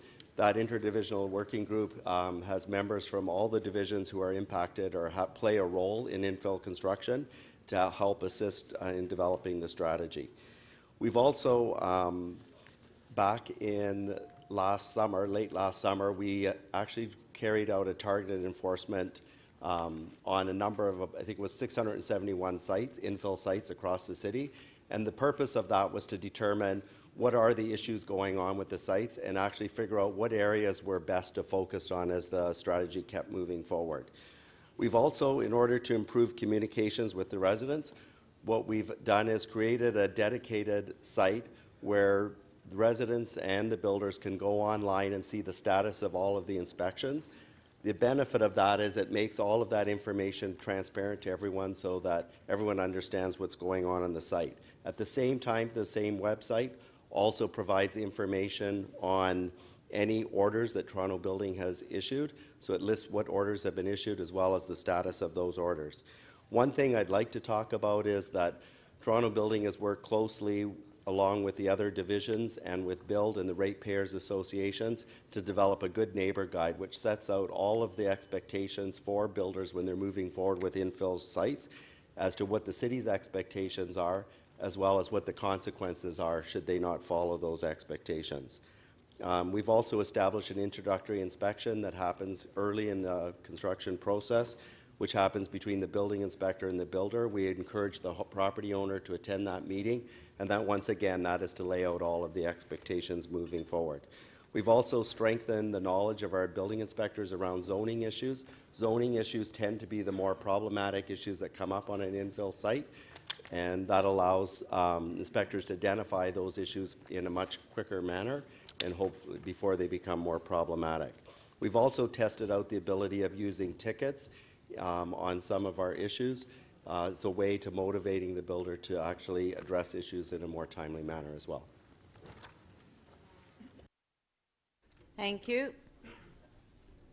Councillor Matlow, questions? Oh, okay, Councillor Shiner, you have 2 minutes. So there are two other outstanding issues that I understand, and my colleagues may also ask on them. One of them is the issue, and I know it's a big issue with my colleague Councillor Matlow, who I'm sure will follow up on it, the issue of the dust from stone cutting that we didn't address when we looked at this. And I've seen it on many occasions where they're doing backyard or front yard. Are there suggestions that we could have to bring a greater focus on that because of the dirt and the mess that it creates for the neighbors? Through the chair to Councillor Shiner, Municipal Licensing and Standards is bringing forward a report in July on that very issue as directed by committee last year. So we'll be bringing forward a report to address construction dust arising from those types of activities in July. And your suggestions might include? That might include recommendations on how to control or mitigate against nuisance dust from construction activities onto adjacent properties. So then, Mr. Johnson, if they bring that forward, who will be enforcing that? Because we're trying to minimize the number of people that the residents have to call, make it easy if there's a problem, and teach or make sure that those building understand what's happening. So through the Speaker, this is something we would be addressing through our interdivisional group. Toronto Building would play that coordinating role, but through that interdivisional group, we'd work out the actual person that would deal with it. Keep in mind, a lot of our approaches are trying to streamline our efforts so that we don't have multiple divisions showing up at the site to deal with the same thing. So if possible, it would be, we try and streamline that, but the authority to deal with that is under Municipal Licensing and Standards. And I had one question of our forestry or our parks division. You've given us a supplementary report because we're trying to make sure that we have adequate tree protection and we do protect them. Could you give briefly what your report is recommending if there's any changes, whether you believe it's satisfactory, and how we can go about making sure that we protect the trees that we want to protect? Through you, Madam Speaker, I'm going to ask our Director of Urban Forestry to fill in the blanks, but we're not recommending any changes to the standards right now. And the supplementary report that we submitted outlines all of those standards as we use them as reference. Thank you. Councillor Mamalidi. Oh, I'm sorry. So through you, Madam Speaker, I really can't add much to what Janie's identified. We're not recommending anything. We have some of the strongest, if not the strongest, bylaws and tree protection requirements within the surrounding municipalities. And we adhere to the ISA standards with respect to diameter and distance required around tree protection. So any enhanced protection wouldn't, in my position or in my mind, increase protection of trees. Thank you. Councillor Mamalidi. Just say hello. Sure, we're over there. Oh, hi. Sorry about that. I was just talking to the mayor. Madam Speaker, it's my privilege to announce to you a wonderful group of grade 4 and 5 students in my particular ward. Please say hello to the Chalk Farm Public School. And their teachers today are Elizabeth McLean, Fatima Meads, Sharon Friedman, Allison Covert, and Alicia Stefanowicz. I think I pronounced that properly.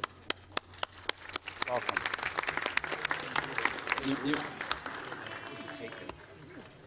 Councillor Matlow, questions. Through you, Madam Speaker. Would staff support, and is this something that they're working on for the subsequent report in July, to rather than just to kind of discuss or educate, but to actually find a way to force the issue of wet dust suppression when a builder is stone cutting to protect neighboring residents? Through the chair to Councillor Matlow, yes, we are looking at possible bylaw requirements to be enshrining the mediation measures to be taken, so that will be part of the report we bring forward in July, would be any possible recommendations around a bylaw to regulate that. That is very welcome news. Thank you, and thank you for the work that you're doing on that. With respect to noise bylaw infractions, Very often, a resident will be in a situation where a builder, a contractor, is ignoring the noise bylaws. They're building on a Sunday afternoon or way too early in the morning or late in the evening, and they're told by the city to call 311, and then they call 311 and they're told by the operator that somebody might come out within the next 5 days, which neither addresses their concern at that time, nor does it allow the city to compile the necessary evidence to be able to prosecute successfully. What, if anything, is being done to ensure that residents would have enforcement come out within a reasonable period of time to be able to adequately and successfully enforce our noise bylaws? Through the chair, Councillor Matlow, currently we do have officers that work every weekend, so if the noise is occurring on a weekend or even outside of permitted hours for construction during weekdays, if it's a reoccurring event, we will have officers there to investigate on those days in question. If it's a one-time occurrence, no, we will not have officers available to dispatch immediately to that issue. Having said that, though, we are currently reviewing our noise complaint response protocols, and we will be bringing forward a report to committee on that matter before the end of this council session. When are you bringing that? That'll be in June of this year. And okay, and are you considering asking for like more of a task force to be able to address the issue during off hours? We are looking at how we currently deploy our officers and utilize our existing resources at the moment, and then we'll look at further any enhancements we may make. We would be submitting through the budget process if we identify additional resources are needed. Since you first initiated the Good Neighbors Guide and started working on a more holistic response to concerns brought by Councillor Robinson and myself and others to this significant concern that we heard from residents, what have you found as far as the rate of complaints? Has it dropped significantly? Is public awareness and education the most helpful tool? Do we need more sticks? Do we need more carrots? Through the speaker, so we've just initiated a number of items. So the Good Neighbor Guide is out there. We've also introduced the introductory inspection just recently, and very shortly we'll have the requirement for builders to post their construction notice sign that'll actually provide residents with more information around what the expectations are. So I think until that has evolved, we'd be in a better position to measure how the complaints are, whether they've gone up or gone down. What I can say is normally in these types of circumstances, once you increase the public awareness, so we've done a number of things around that, you do see complaints go up before they start to come back down. So just to reiterate, so we're going to be hearing more from you about stone dust suppression in July, and we're going to be hearing more about noise bylaw enforcement in June. That is correct. Thank you. Thank you. Councillor Robinson. Thank you, Madam Chair. To staff, in June 2014, I moved a series of motions on this, really inspired by my residents, and looking to a strategy to improve and streamline the city's response to infill construction sites, which are a perpetual problem in Ward 25. Would you say all of those motions that I moved have been incorporated into this fully, or is there still some work to be done on those motions? Through the speaker, I would say that all of those items in your motion are completed or nearing completion. One of the ones around the construction site notice is in front of council today to make a decision.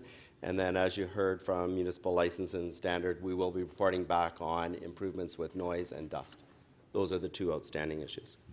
Okay, would you say this report sets in motion a large-scale interdivisional review like never before? Through the speaker, I would say one of the benefits of this strategy, it is actually breaking down a lot of those silos and bringing all of the divisions together collectively to address the issues in a more timely manner, which wasn't happening in the past. Okay, and how do we be more proactive and streamline the enforcement to address the infill concerns that we're all struggling with, or a lot of us are struggling with in our wards? So as I, through the speaker, as I indicated at the beginning, the strategy has a number of components to it. I believe that by providing more information to the residents actually helps to actually mitigate a lot of the problems before they happen. A lot of this approach and the strategy is all around moving to a more proactive approach as opposed to reactive. And so we're hopeful that that'll actually see some improvements in this regard. Okay, and one of my biggest requests was around the posting key information on the hoarding boards on the construction sites. So again, you've touched on that, but can you just expand on how you've improved that as part of this report? Through the speaker, one of the recommendations in our report is that builders will be required starting in September to actually post a notice on their site prior to, so indicating that demolition and construction of an infill project is underway. What that sign will do is provide residents in the area with key information as to what they can expect, what's being built. It will provide key information around who the builder is and the builder's contact information. On that notice, there will also be a link to our website that will actually provide more information to the residents, in particular around what construction or inspections have been passed or failed and the status of those inspections, as well as any orders that Toronto Building has issued and what the status of those orders are. Also on the notice, there will be some key information around some of the expectations. One in particular is around noise, when their noise is permitted and not permitted on the site. So you would say that this is a very important step toward improving transparency for neighborhoods? Through the speaker, I would say this is a significant improvement in the way we handle those sites compared to what we've done in the past.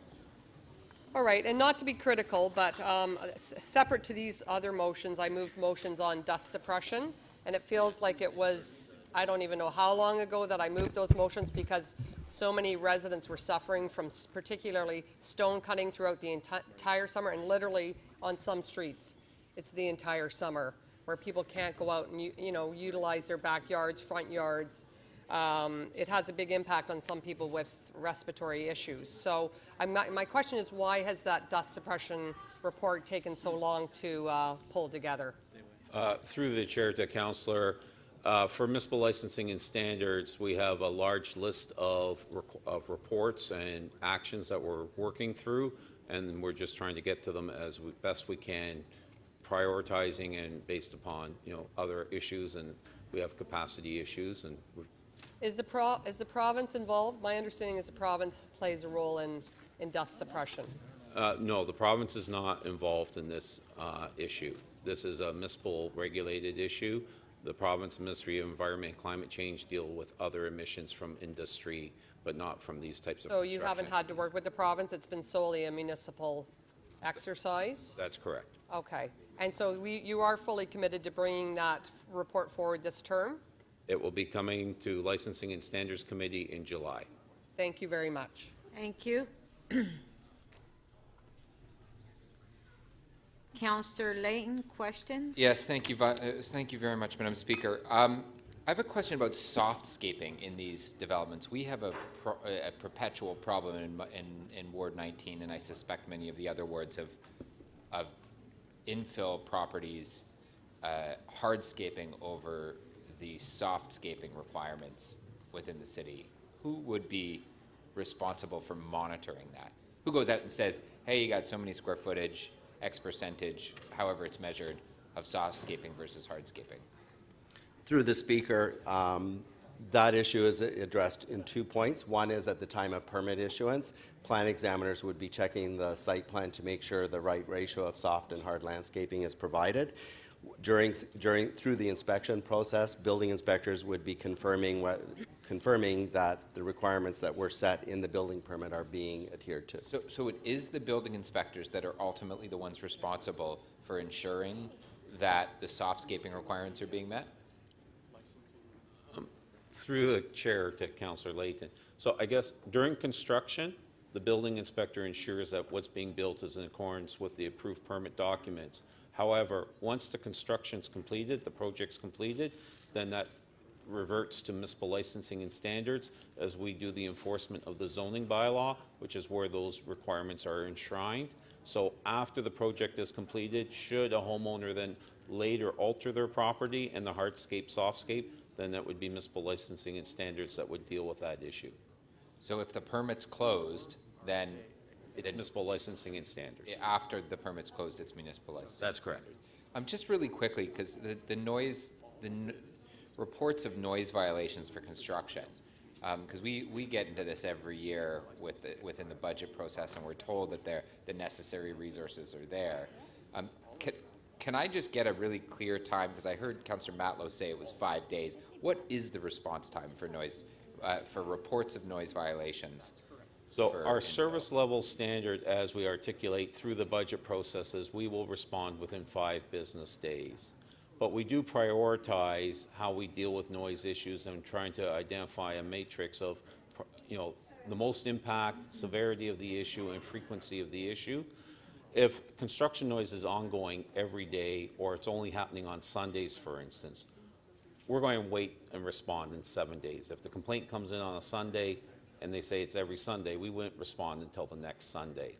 If the complaint's been ongoing and we have a multitude of complainants, then we'll get out there sooner than the 5 days. And so what is, if, let's say it's Sunday morning, you get a report Sunday the 1st, on Sunday the 8th you show up, they're still doing construction.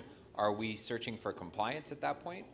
We will, again, it depends upon the circumstances and the blatancy of the violation. So we may take an educational role first, making somebody aware of the noise bylaw and the requirements and the restrictions on construction noise. If it's a homeowner, for instance, doing a project themselves, we would educate and inform.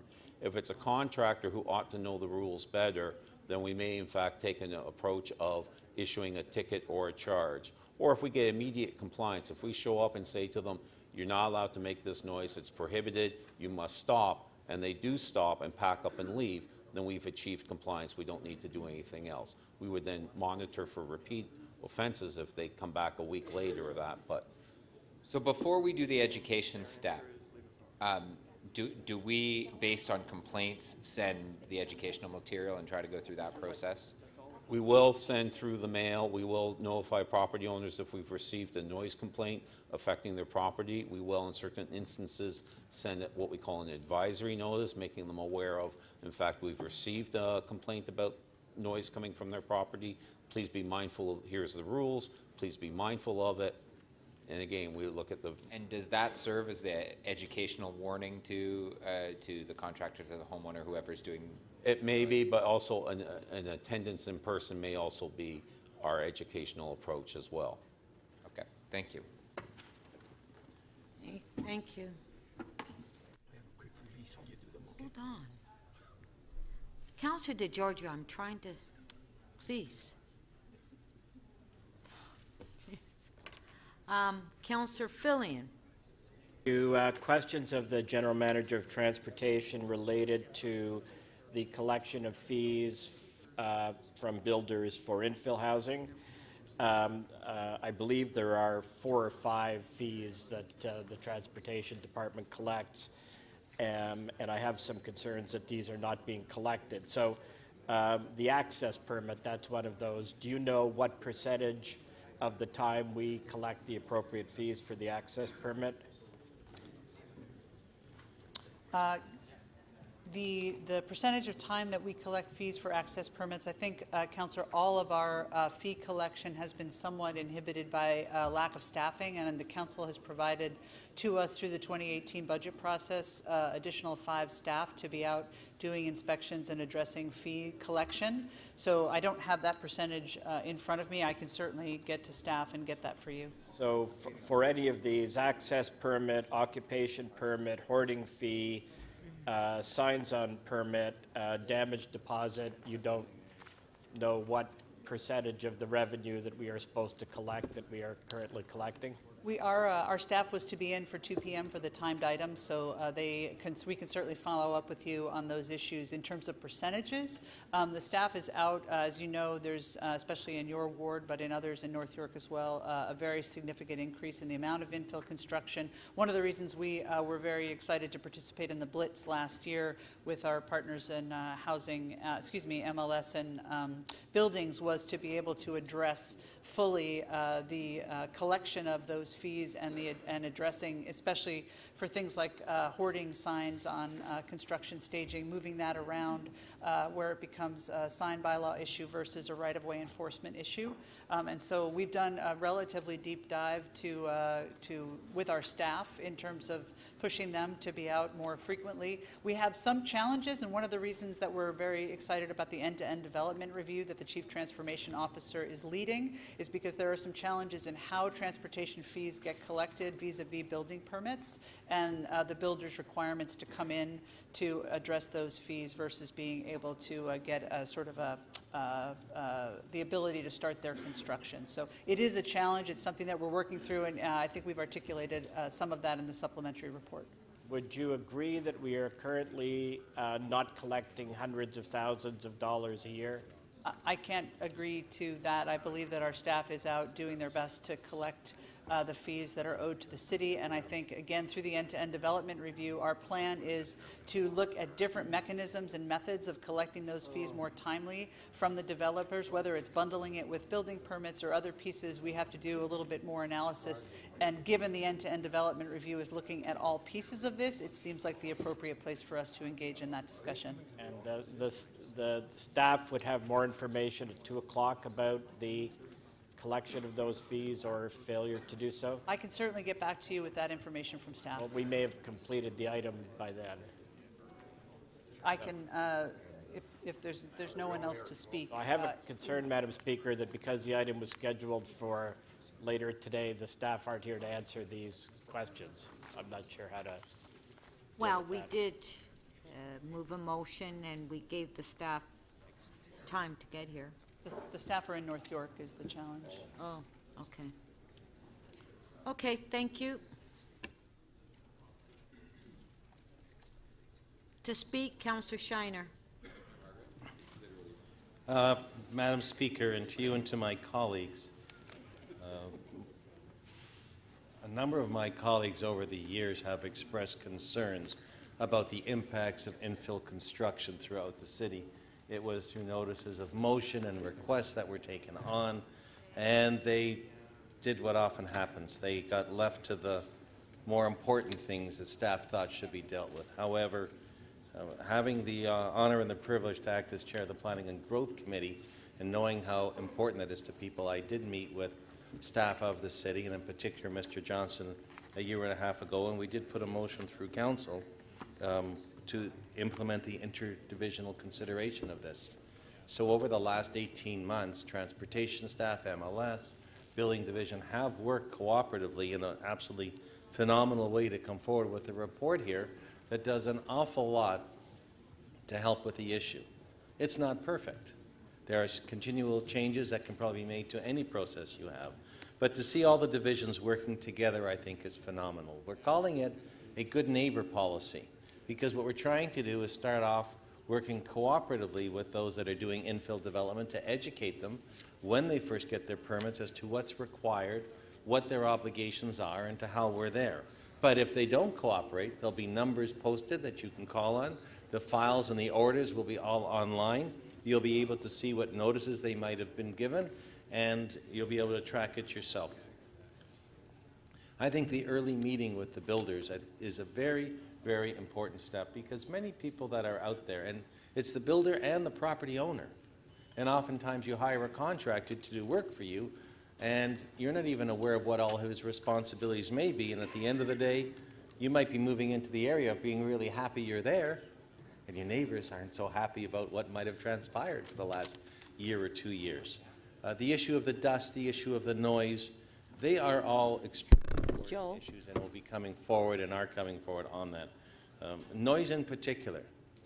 I think the noise issues we have to strengthen even further, not just on infill construction, but on all construction, because too many people are trying to work in hours they shouldn't be around the city, and it causes a great inconvenience for people. The bottom line here to this is we are beefing up the services that we're providing to the residents. We're doing it through a cooperative approach between all the divisions. We're finding ways to deal with the issues that have been brought to our attention. The city staff on our behalf are going out and doing these works to help make it a better process as people go through for intensification.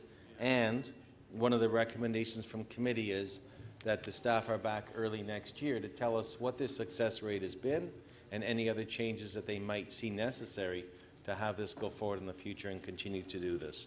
So I did want to thank my colleagues for continually bringing up to our attention that this has to be looked at, and most of all to the staff for working together and showing them again how we have not only the, we said, tree bylaws that are second to none to protect the trees within the City of Toronto and throughout the GTA. No one meets our standards, but now a process that's in place that I'm hoping will become a model for others to do as we continue to set the bar higher and higher for those around us and other municipalities to look at the way Toronto does stuff and how great the staff are here and how good and concerning the members of council are when it comes to issues like this to make sure that we have these policies in place.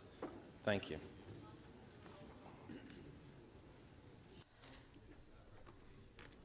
Councillor Matlow to speak. Are there any motions that need to be moved with respect to receiving or? The supplementary report. Nothing needs to be moved. Okay, would you mind starting my time again? That was more of a point of order. Yeah. Thank you. So I want to begin by, Madam Speaker, thanking my colleague, Councillor Robinson, for helping initiate this discussion, which is so critically important to the quality of life of residents in communities like ours. And Councillor Robinson and I share, a lot in common with respect to our community's concerns, not just the high-rise development, but the infill development. This is a basic quality of life issue. I could walk you through virtually every street in my ward, in the ward that I serve, and I could probably find at least one, if not two, if not more houses on nearly every street that is being redeveloped, and I imagine Councillor Robinson can do the same. And I also want to thank our staff for the work that they're doing, and the chair of the committee, Councillor Shiner, for putting the appropriate attention on this priority to make sure that the discussion, as Councillor Shiner said, didn't kind of get shifted away as other priorities came up, but was put back under the spotlight so we could address it effectively. The proof will be in the pudding, though, how effective we are. I brought up earlier the issue around the cutting of stone. For those of you who don't understand even what that is, if you don't have a lot of construction in your area, when they don't wet it down and they don't mitigate the dust that's created by it, it can create these large plumes of dust. And I don't exaggerate when I say that they look like little clouds that can go into your neighboring homes and affect your quality of life and your health. And when that's happening, it can be such a deplorable condition to live under that you feel like you even need to leave your own home. It can be just an awful nightmare. And there seems to be absolutely no protections for these residents when they're subject to that kind of construction. The noise is another issue too. Very rarely have I found that every contractors will comply with our noise bylaws. That, as all of you know, our noise bylaws are 7 to 7 during the weekdays, 9 to 7 during Saturdays, and 0 during Sundays. But far too often, contractors will willfully ignore those bylaws. Not always resident builders, but very often flippers. They just kind of come in, they don't really care about the neighborhood. They're there to make money and then they go. And residents will constantly complain to us, to all of us who have a lot of infill development, that those rules are being broken. And guess who it falls to? It's us, councillors. My staff kind of tease me. They call me Batman sometimes because I'll get like an email or a call or a tweet on a Saturday morning. And I'll run out there, and you know what I'll do? I take out, see this pass? This pass allows me to go through doors at City Hall into a parking garage too. I just kind of hold it up to the contractors and say, hey buddy, you better knock that off, and sometimes I'll get into quite intense conversations pretending that I'm a bylaw enforcement officer. I don't want to do that on Saturday mornings anymore. I don't want to do that on Sundays. And I know I shouldn't do that, but nobody else is doing it. Councillor Matlow, hold on, please. There's way too much noise in here. Speaking of which, please keep it down. Well, the Speaker just said exactly what I say to contractors many an early Saturday morning on Sundays and late at night. We shouldn't have to do that. There should be a professional staff who are there to be able to do it. And unfortunately, even though our staff who do it, when they're able to do it so well. By the way, I want to say our MOS staff are the best of the best. And I respect the work they do and I appreciate it. I don't believe that there's enough of them. And enough of them during the off hours to be able to get the job done. The last thing I want to mention is builders, typically flippers, who don't even follow the approved plans. And it's very difficult for residents often to know that, that the builders are in fact doing what they are allowed to do and knowing that there will be consequences if they don't, and that they won't simply just get retroactive permissions at committee if they've sort of done it and then big forgiveness afterwards. So there's a number of concerns that residents raise. Ultimately, I'm very happy to hear that there is going to be some recommendations. There are going to be some recommendations coming in June, I understand, on noise, in July on dust. The residents who I serve are very anxious to hear about this too. Bottom line is there's a number of things that we debate in this chamber, but these are the kind of things that really are the meat and potato issues in our communities because they affect your just day-to-day and far too often night by night quality of life and ability to live healthful lives in the community. So thank you very much to staff for the work that you're doing, but I look forward to hearing more in the coming weeks. Thank you. Councillor Fillion. Thank you. I have a motion that the City Council requests the Auditor General to include in the Auditor General's work plan an assessment of the extent to which the appropriate fees related to new home construction are not being collected by transportation services and how the city can minimize any loss of revenue this is causing. I'll start out by being positive. Certainly this is an excellent report. And if I was to compare the situation a couple of years ago to what it is now, it has improved dramatically. A couple of years ago it was the wild, wild west. Now it's just the Wild West. So we could, too bad I couldn't take everybody for a virtual drive, but if I could take us all for a virtual drive, just through Ward 23, and I know there are many other wards that have a lot of new home construction, although I don't think there's any other ward that has as many.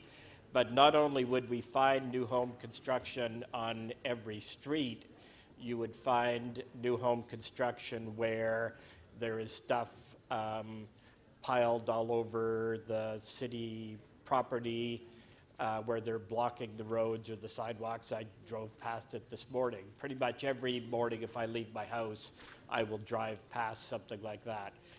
We would pass by sites where the city trees are not being protected, that the protection to fencing has been taken down, and we will pass by virtually every infill housing site if we were to dig in whether the fees have been collected by the city, and there's a whole slew of them. There's about 5 fees that we collect.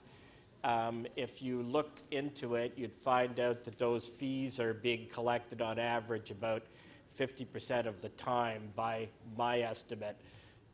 So I'm unable to get in there myself and figure out exactly how much we are losing, but I would guesstimate it to be somewhere between $500,000 and million a year that just in money that we're not collecting. And also by not collecting it, we encourage the Wild West because we don't have the contact with the builders while we're collecting the fee to say, listen, here are the rules, now obey them, don't cause any damage, you get your damage deposit back, etc. With the damage deposit, we have the craziest thing happen, and those of you who have a lot of new home construction will have experienced this, where the transportation department doesn't collect the damage deposit, may or may not go try to find the builder to collect it while the construction is going on, cannot find a builder because we don't really have home builders anymore. We have land speculators building houses. And then guess what happens? Somebody buys the property and they get dinged with the damage deposit for the sidewalk. It's absolutely absurd because by the time we get around to nailing somebody, it's a new property owner. So we really need to bring this in line.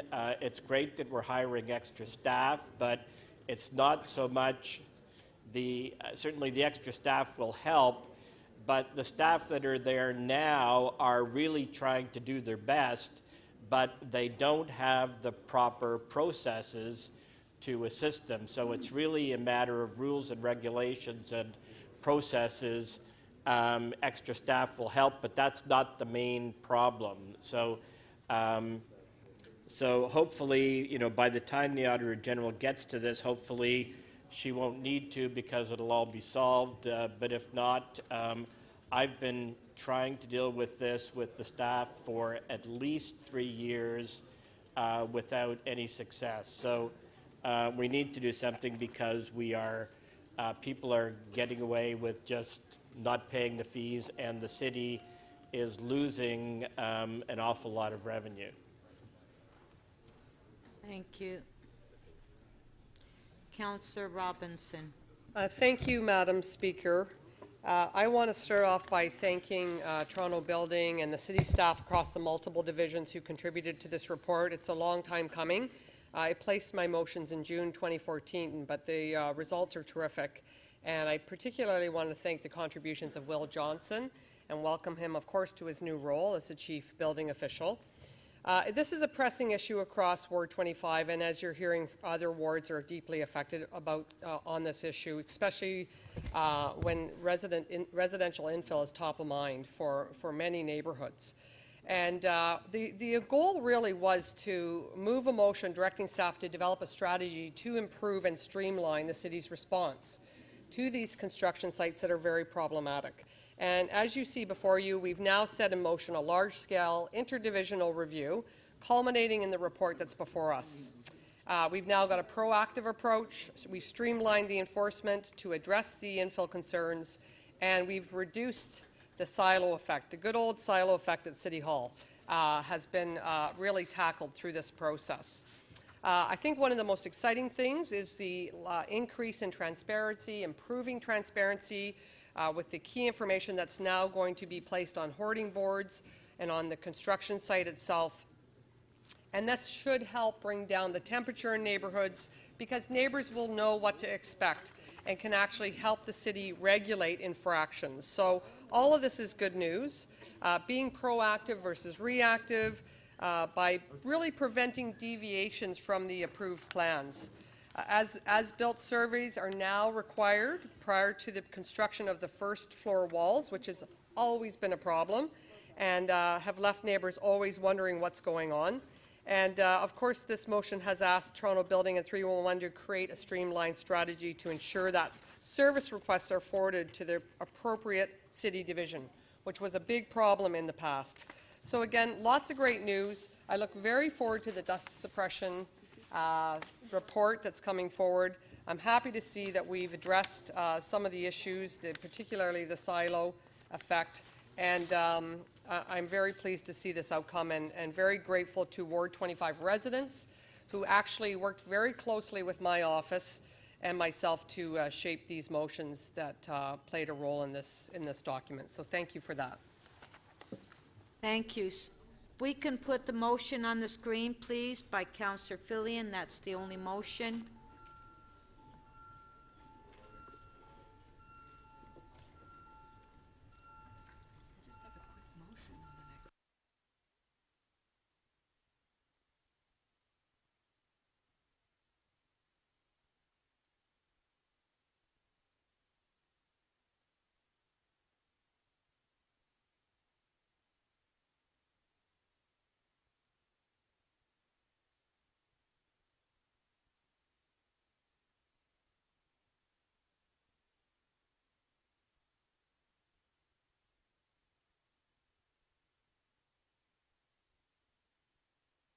Do we need a recorded vote? Okay, all in favor? We're not doing a recorded vote. These are not the bills. Well, we're voting on an amendment on this item. If people were in here and listened to the debate, the bells are ringing to call you in to sit down to vote. No, but nobody's listening, and then they question, what are we voting on? So what we're voting on now is a motion by Councillor Fillion that Councillor Fillion moved on page 5, PG 29.1. It's on the screen. Do we need a recorded vote? Recorded vote. Yes. That's what we're voting on, is Councillor Fillion's motion.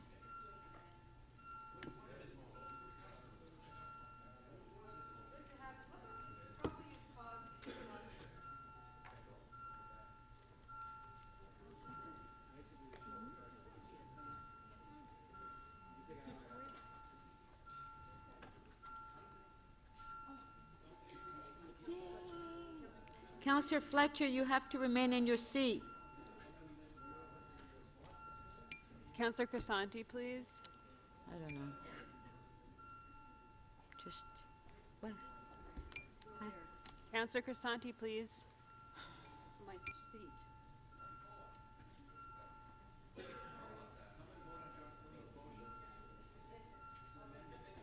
But you need to remain in your seat. The amendment carries 32-3. Item as amended, on favor, recorded vote.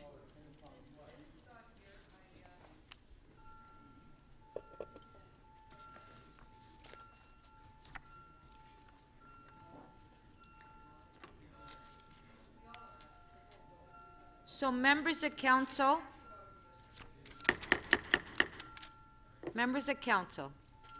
before we after this vote, before we recess, I'm going to ask for release of holds. So if you have release of holds, please put your name up, request to question staff.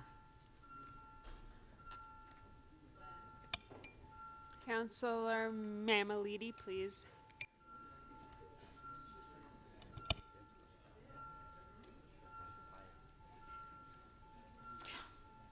Just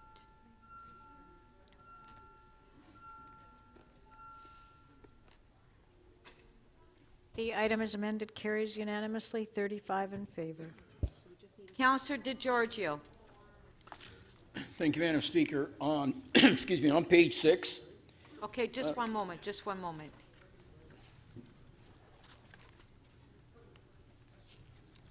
Just one sec.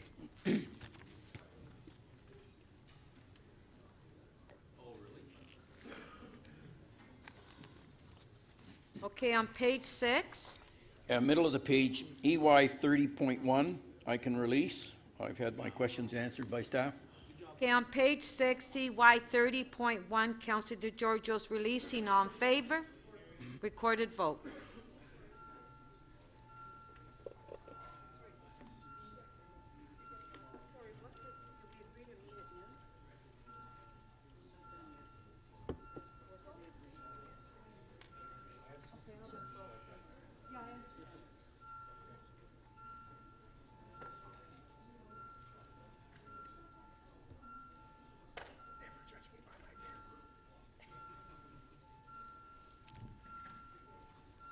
Councillor Pasternak, please.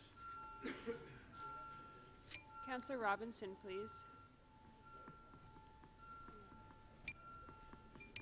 Councillor Mamalidi, please. Councillor Shamman, you're seated, please.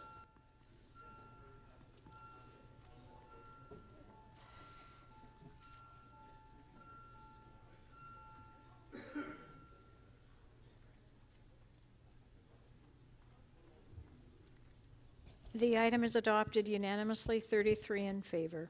Councillor Pasternak.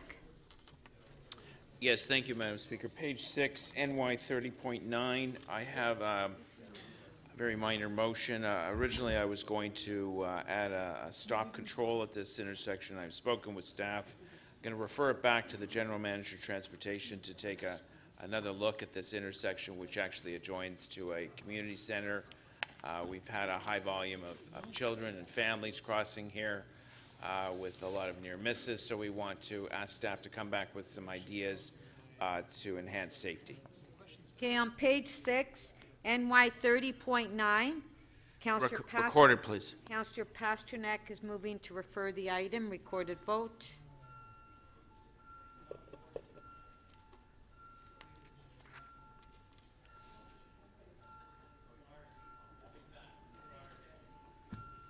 Councillor Bailao, please. And Councillor Wong Tam.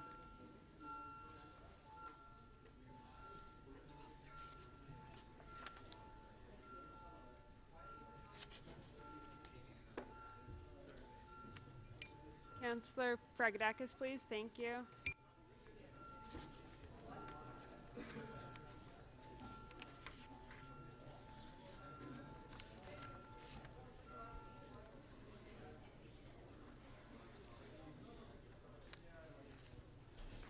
The motion carries 33-2. Councillor Mamalidi. Madam Speaker. Councillor Fragedakis, please, keep it down. I can't hear. Councillor Mamalidi? PW 29.2. What page, Councillor Mamalidi? Page 6. Page 6. There is a recommendation that comes out of this without recommendation, sorry. And so I would like to vote against it and move what staff would want me to move with it, but I'm going to vote against it. That's all I want, is to vote against it. Yeah. So on page 6, PW 29.2, it's here without a recommendation. I'd actually be more comfortable if the speaker moved it or something, because I'd just like to vote against it. Okay. Councillor Perks, would you like to? Councillor Perks will remove the staff recommendation and a recorded vote.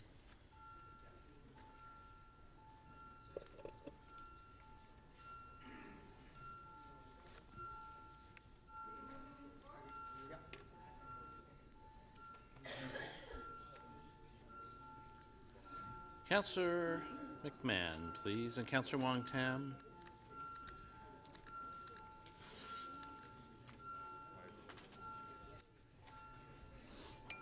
Councillor Crisanti, Councillor Robinson, please. Councillor Crisanti, please. Councillor Crisanti, please.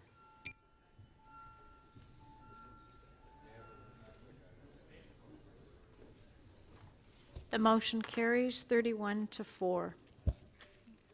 Okay.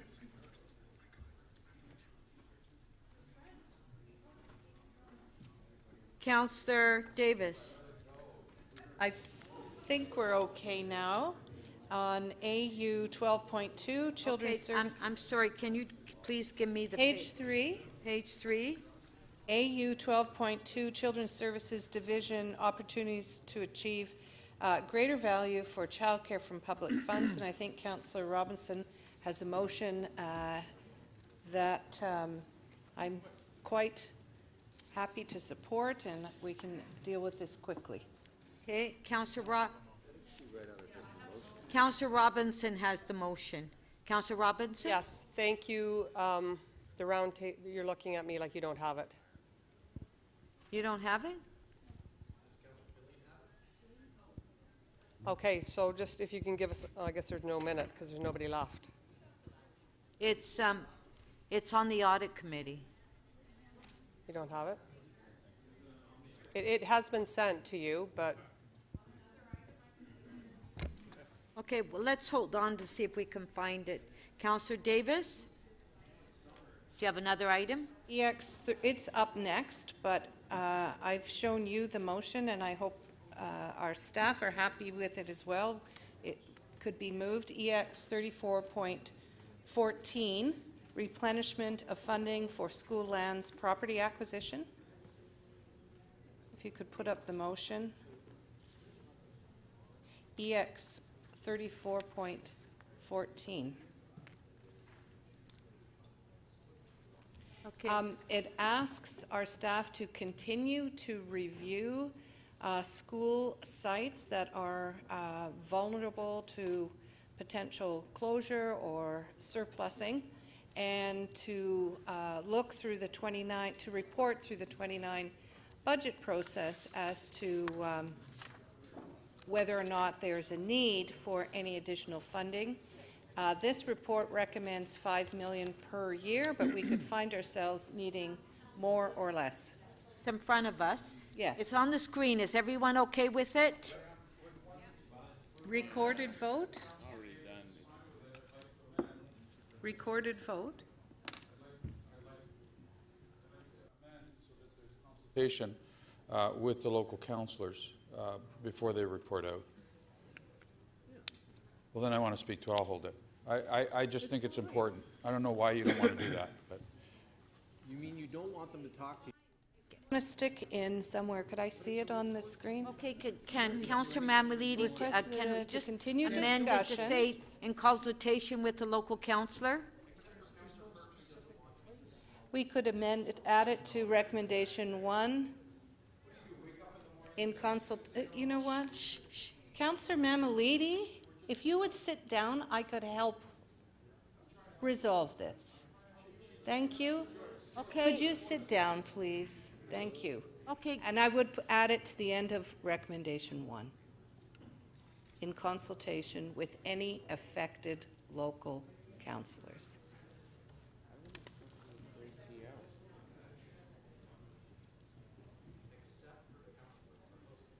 So if they should identify or learn about Okay, Councillor Davis, surplus.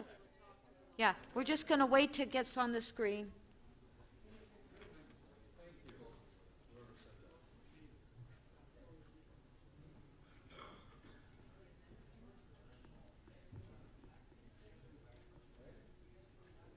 Okay. On favor? Carried. Item is amended. On favor? Carried.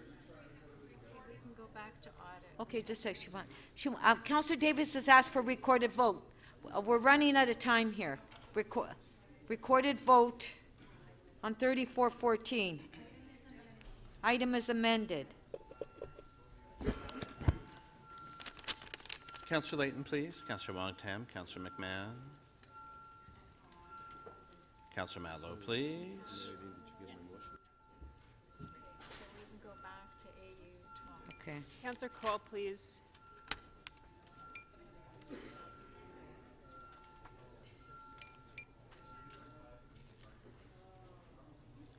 The item is amended, carries unanimously, 35 in favor. Okay.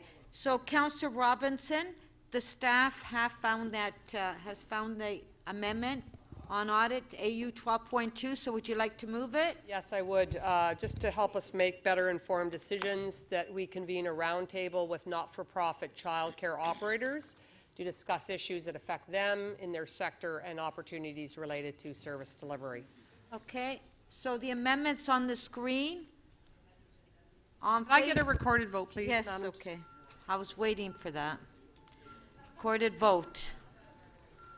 Councillor DeGiorgio, please. Councillor McMahon, Councillor Wong-Tam, Councillor Layton.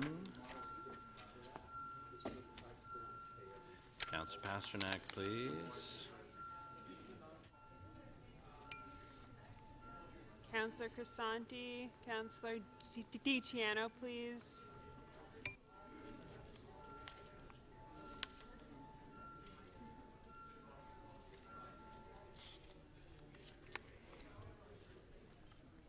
The motion carries 33 to 1. Okay, item is amended. On favor, carried. Councillor Matlow, did you have one? You had your name up there. You took it off. Okay, you're not. Okay, thank you. So we're recessed to 2 o'clock.